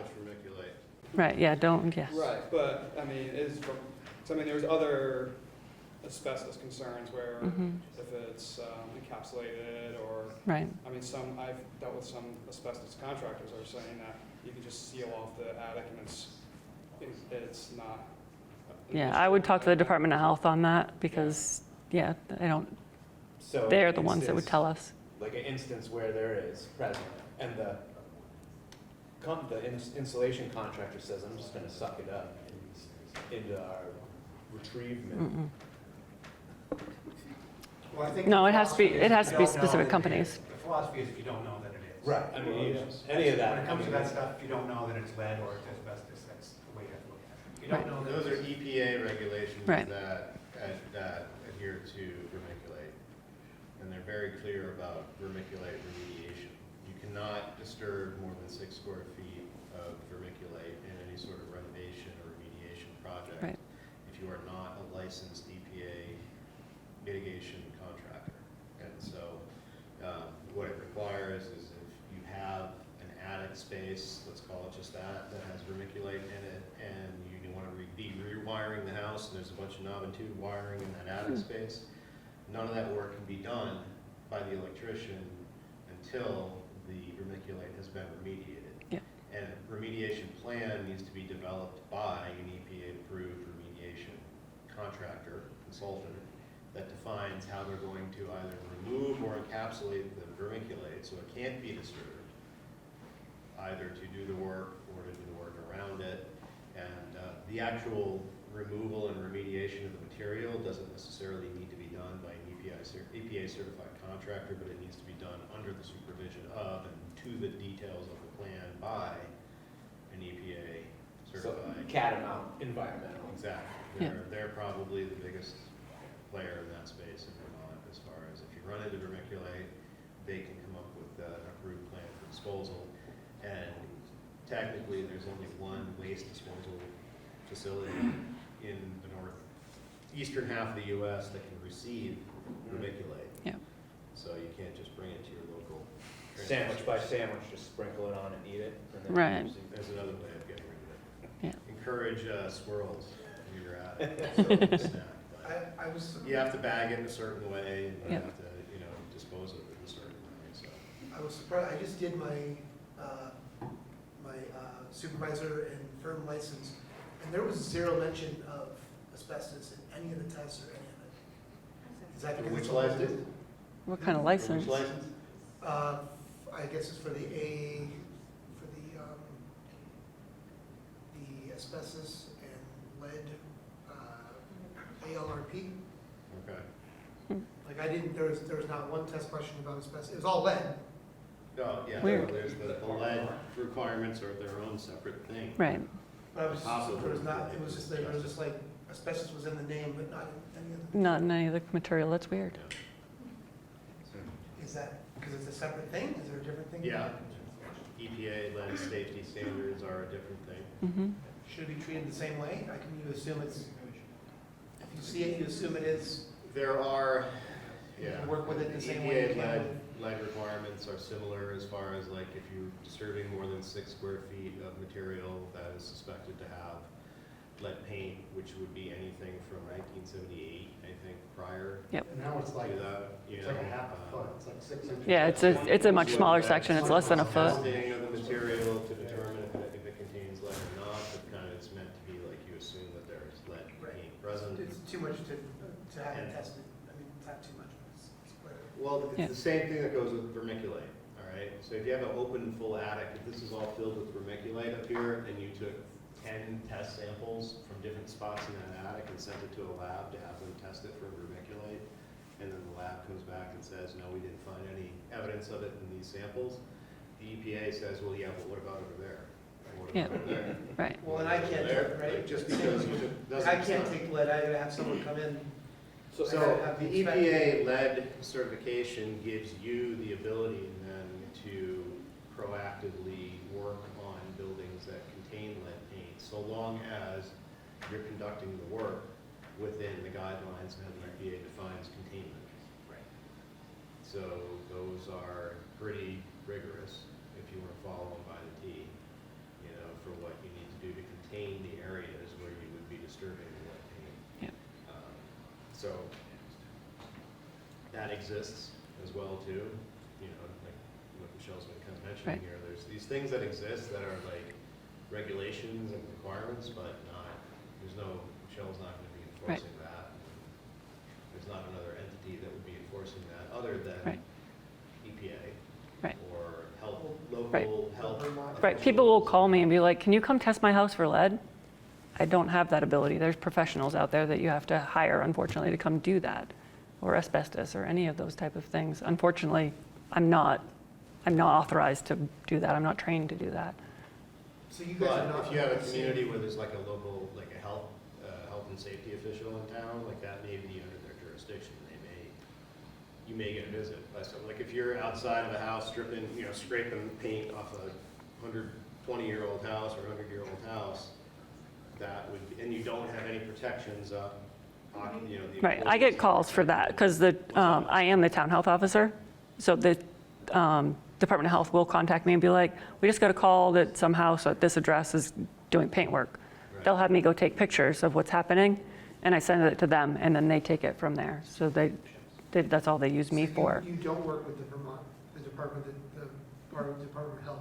I do, It's a whole. all I do is reporting to them. They ask me to report information to them, and then they take it from there. Because it's to be able to have because every town has to have a town health officer now, and to have each of them have training to do all the testing and stuff would be astronomical. Each town has to have A town health officer now, yes. but there's only like a couple for the state Mhm. that can Well, do the test. Division of Fire Safety, all of them are now town health, health officers, atop of being fire inspectors.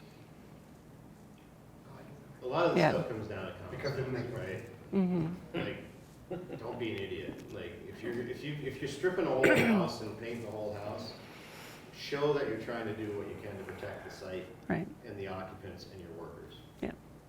Put the workers in a Tyvek suit.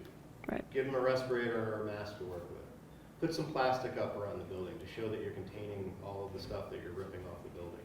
You know, those are the things that are just like the basics of like, yeah, we're trying to do the right thing here, which is gonna be Right. less likely that a neighbor's gonna call and say, these people are just, you know, Right.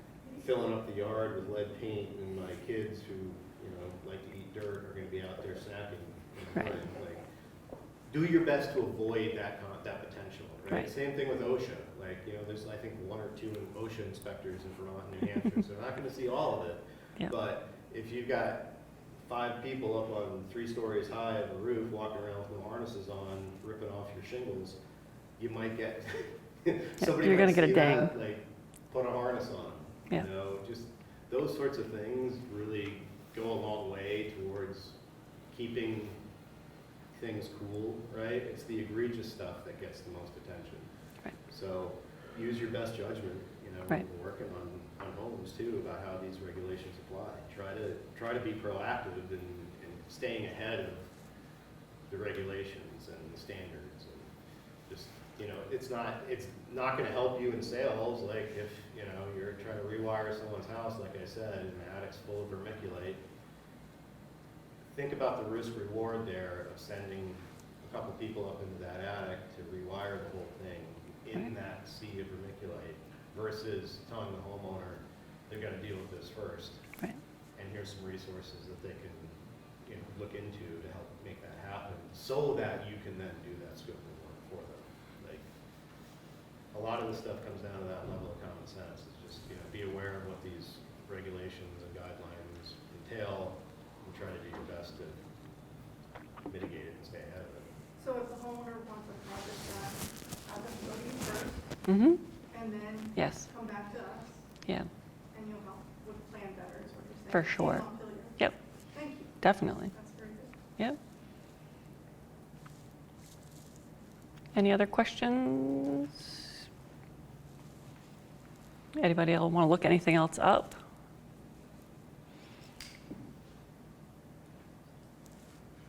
I've got kind of a question.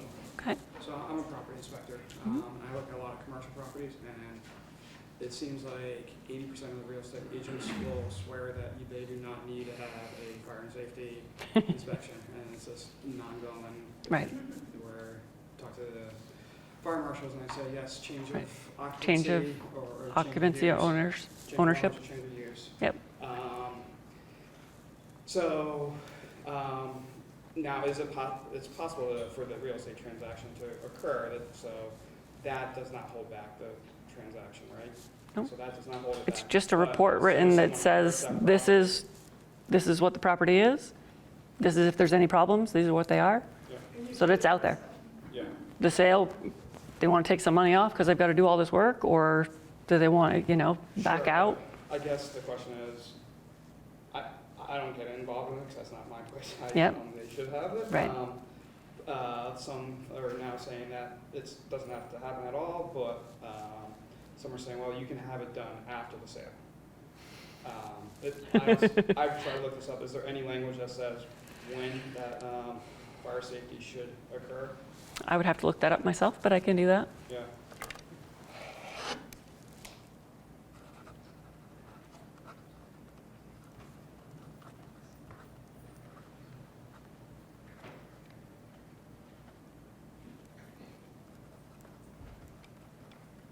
So I wouldn't mind knowing from y'all, ahead of getting into the other part of today here too. So we have access to the ICC subscription level access to the content here. How many of you had access to the ICC code information prior to today, non-subscription or anyway? Can you ask the A question couple again? of you have been in. Have you used the code ICC, before? IRC before? Okay. What were you guys looking for? You're from Oregon? Mhm. Yeah, okay. So you've worked in that jurisdiction where you referenced the code before, so. for others who've been in the ICC codes, the digital codes before, what have you been looking up?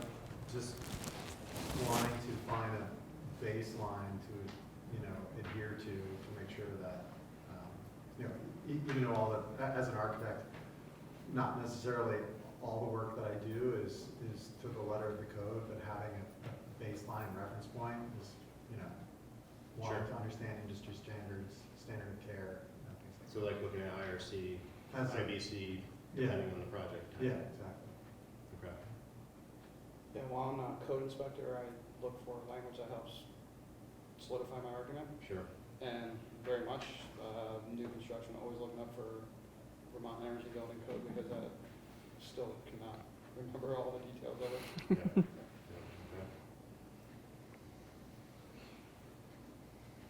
Is there anything in particular that you all have general questions on as far as navigating the codes or which codes apply or anything? I think Michelle's obviously done a good job of addressing that here today, but is there anything that we should dig into deeper or that we're missing? I mean, I'm always going to come at it from an angle of renovation restoration, which I know, I wish I could build new all day long. Don't we all? I wish all of us who own homes could build new. Right. Yeah. A lot of us, But it's like, we had the discussion in Manchester, building science has been changing, and like you had that wall that sweated in your house, right, created rot, was that? So it's like, now everyone's using 2x6 wall, this, that, and then high R board, well now that's a closed wall system. Getting into the weeds of stuff, I mean, and it's, I understand renovations, I can only deal with what portion I'm in. Right. But, just best case practice. I mean, that's really what I'm here for, to look ahead for the day that maybe we do have code inspection. Yeah. And maybe in another 20 years, when I get out of the field, maybe I'll be that inspector. There you go. Right. Evolution. Right. Right. For sure. Well, I'll definitely be digging into the general principles of how building assemblies and systems work. When it comes to existing structures and how the code relates to that, a lot of the code, just the footnotes, sections of the code that relate to new construction, that's what makes it a little bit challenging. Existing homes, that section of the code is a very small portion of the overall code because it's not giving specifics to what you will find out there in a specific type of assembly and how that needs to be modified or adjusted or changed. Because there's so many different ways, right?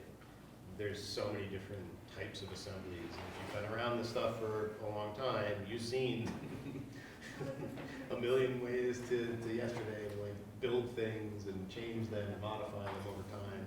So really, I think it's the principles that matter, right? If you can start to understand the principles at play, then you have the ability to evaluate what each specific scenario might need. But a lot of what the codes iterate towards when it comes to existing buildings is, if you're replacing equipment, you're needing to replace them to what current codes require and current standards are. If you're repairing existing equipment or assemblies, you can repair them in kind to what had already been there.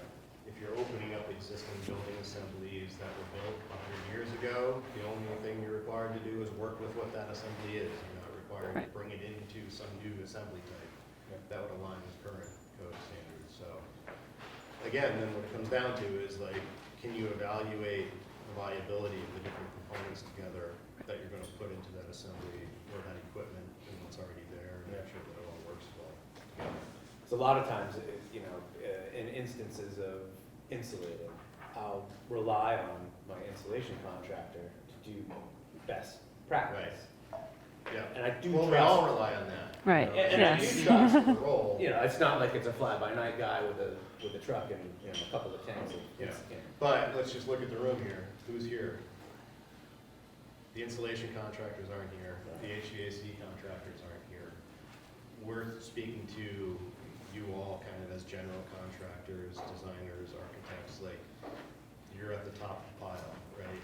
And so I knew this, we'll talk about it when I trained, but like, I know how this works. Like, you rely on your subs. You're like, these people know what they're doing, right? They understand what needs to be done. I don't need to nitpick their approach. They got me covered. And mostly that can be true, but there are some details you should be aware of that you just want to at least gut check with them, if not specify for them. Sure. We'll talk about that, you know, as we get into the content. But that's, as being in the position that most of the people in this room are, that's why you need to have this awareness of how, you know, Michelle's work applies, how the IRC applies, even though it's not adopted as a standard code here for the state, and you guys have dug into it and such. Like, you need to have a general understanding of these overarching standards of practice. Yeah. And I think in your slide earlier that you referenced, you know, how this plays out for the long-term liability to builders, architects, general contractors, is that if at least you can reference a standard of practice and a code that you built this thing to or put this piece of equipment in to comply with, that's going to give you a lot more standing and clout if ever the customer says this isn't done right. Yeah. If you can say, well, we did it to this standard or code, even though the state's not requiring it, quote unquote, you have referenced the standard as to why this is there in the first place, and that's what really matters. Okay, plenty of questions. That's what we're here for. Right. Okay. ICC phone number, 888 ICC SAFE. Makes it much more of a challenge now that we don't have numbers. Yeah, you really got to think that one through. Yeah, you got to really concentrate to figure that number out. I should have done that for you guys, sorry. Or you can scan a little QR. And then if you need to get me, my email is msavory with SAVARY at montpelier-vt.org. And my work cell 802-636-7404. And I'm always available to help. And that is a cell, so you can text me.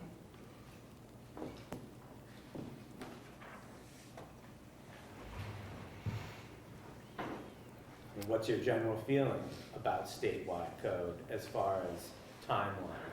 Never? For single family? Single family, I mean, I'm guessing it's 3 to 5 years. I've worked, you know, on the coast of I Massachusetts. don't think it's going to be quick because nothing happens quick here. And it'll have to get adopted by legislature. I mean, we're trying to get the 2021 code as our code, and it just was put in front of the legislature this year. I want to say it was in April or May, and it's still going through all its steps. And next month is when it might get moved to the next step, but it's still not adopted. So nothing's fast, unfortunately, because it has to go through legislature. It's not a quick process. So. Can I ask one question? But I think I was talking on the phone. I think she told me that the guy in St. James. What the heck is his name? Excuse me? No, who's the representative in St. James? Not Scott Beck, but the other guy there. Is he heading? Do you know who's on that committee? I don't know any. I'm not political at all. I don't know anybody. All right. Anyways, thank you. All right. I think Sandy's got lunch set up back there, so we'll take a lunch break, and then we'll hand everything over to Steve. Okay, Brent, just tell us your name and what you do. Oh, my name is Brent Bamarito. I'm a contractor in southern Vermont. I do restorations, renovations, and additions mainly. And have you found today useful so far? Absolutely, although a little bit more concerning and confusing in some instances, but for the most part, yeah. It's hard. How long have you been a builder? 27 years. And did you get trained in Vermont or outside? I've worked outside of Vermont a few years, but for the most part trained in Vermont. Had you ever seen the codes or worked with them before? when I was outside of Vermont, Cape Cod, Massachusetts, Raleigh, North Carolina, a few other places, the code officials were useful with bringing that to light. But for the most times, the older fellows in Vermont, best practices pretty much taught me, to build oversized and better, and seems to have worked up to a point. So, do you think you'll use this on your job sites? Oh, at all? absolutely. Great. Absolutely. And how was the search function for you? It was okay. Yeah, it's not. It wasn't difficult to use. Oh, that's good. Yeah. Because we were really struggling in the back there because when I was an architect and, 19 years old, I had to go through the pain of the index. Yeah, searching on the index. So I hope it gets faster and easy for you. Well, I mean, when it came to the course, I bought the books because I do like paper. But the thing that was nice is to use that search function and then go to the book. Oh yeah, what a good idea. Makes it that made that easier. Do you think you'll use the commentary or? I don't know. I'll have to use it some more and see. But that would probably help. Thank you so much for getting interviewed. Yeah. Okay. Thank you. That was great. That was fun. Okay, Doug, are you going to be my next guinea pig? Are you still eating?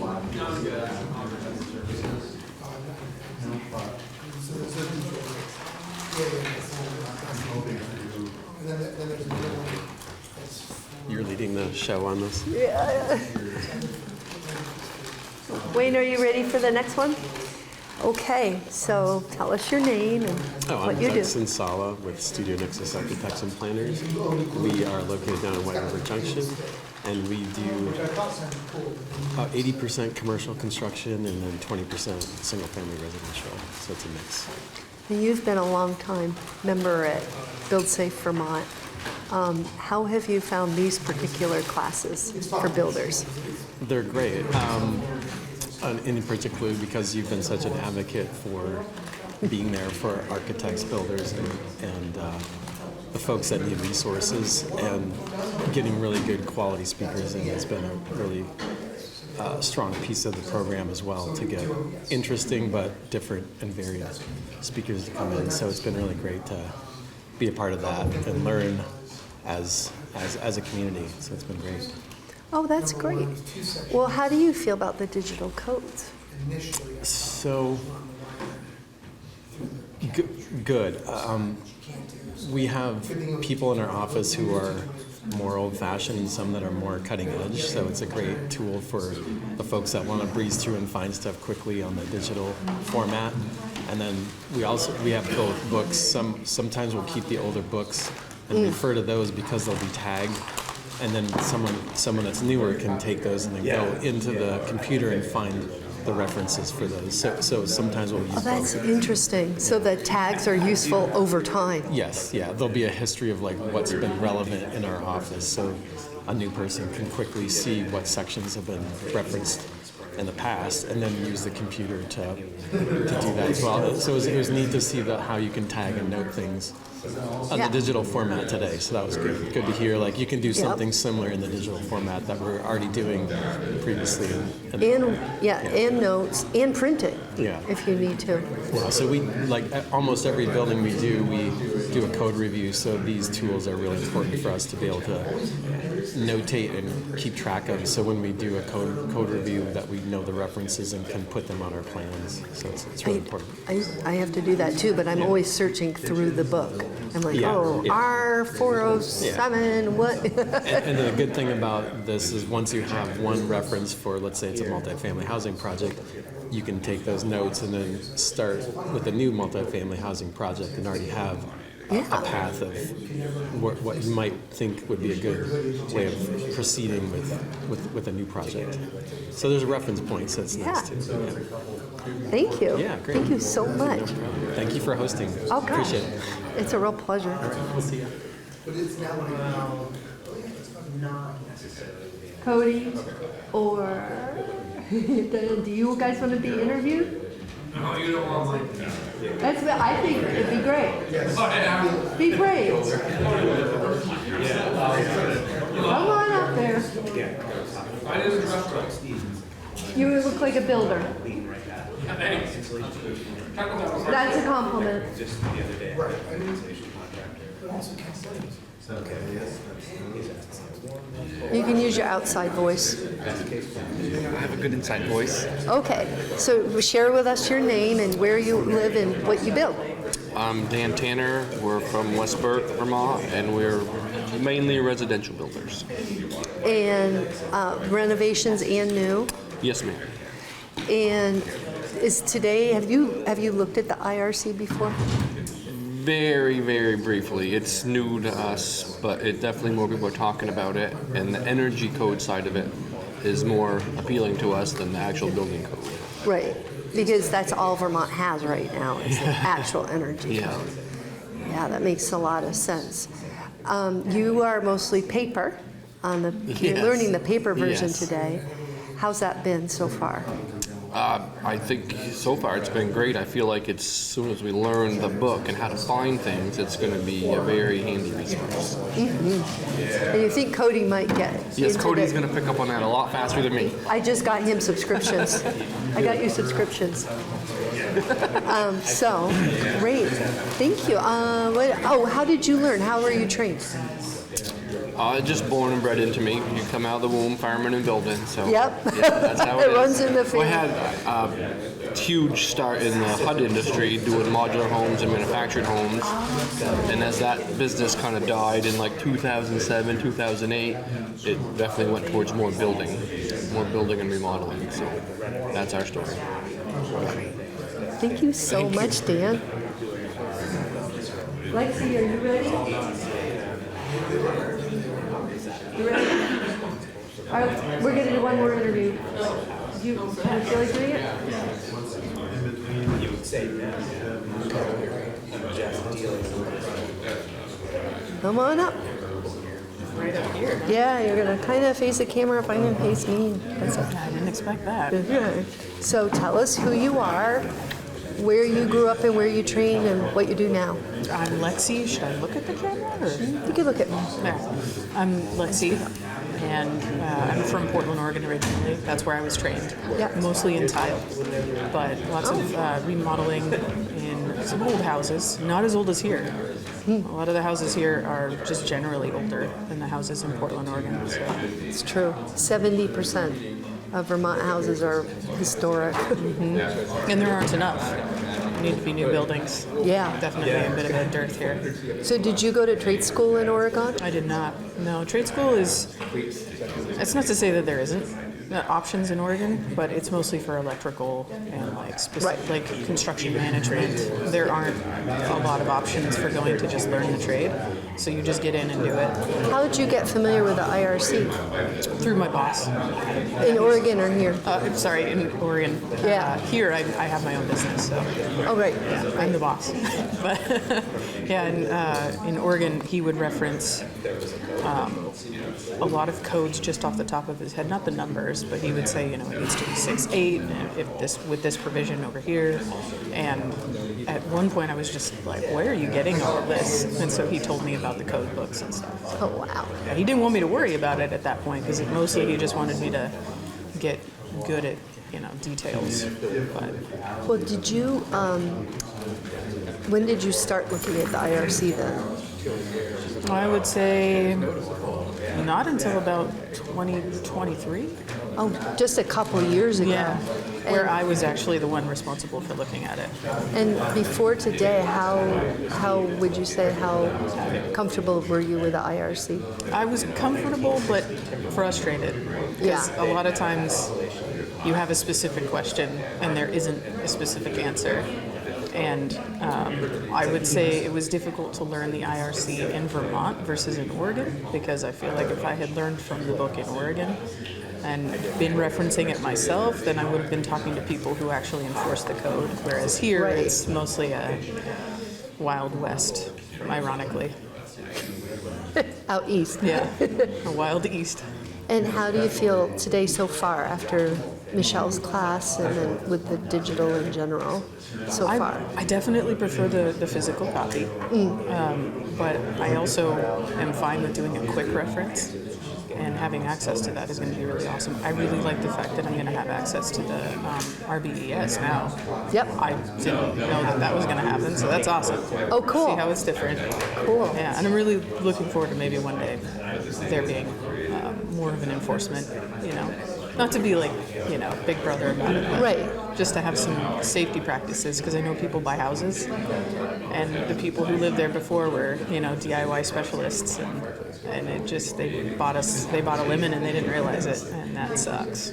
It's all your savings sometimes. Yeah, I've had new homeowners that come in that just bought the house, and they can't use one of their bathrooms because the shower's leaking, and they didn't know that because it was obfuscated before the sale, and now they're going to have to spend another $25,000. That sucks. Yeah. That's really cool. Yeah. Unfortunately, it's very, very common here. Yeah. Thank you so much. Yeah, sure. Okay, guys. Thank you for that. Does anyone else want to get interviewed? Yeah, we're going to do one more.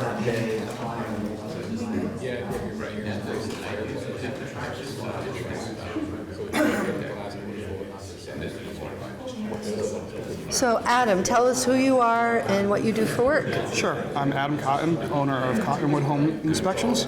I'm a property and commercial,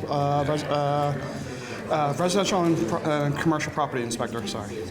So you are in a weird position because you're inspecting for standard of care, but there's no standard of care in Vermont.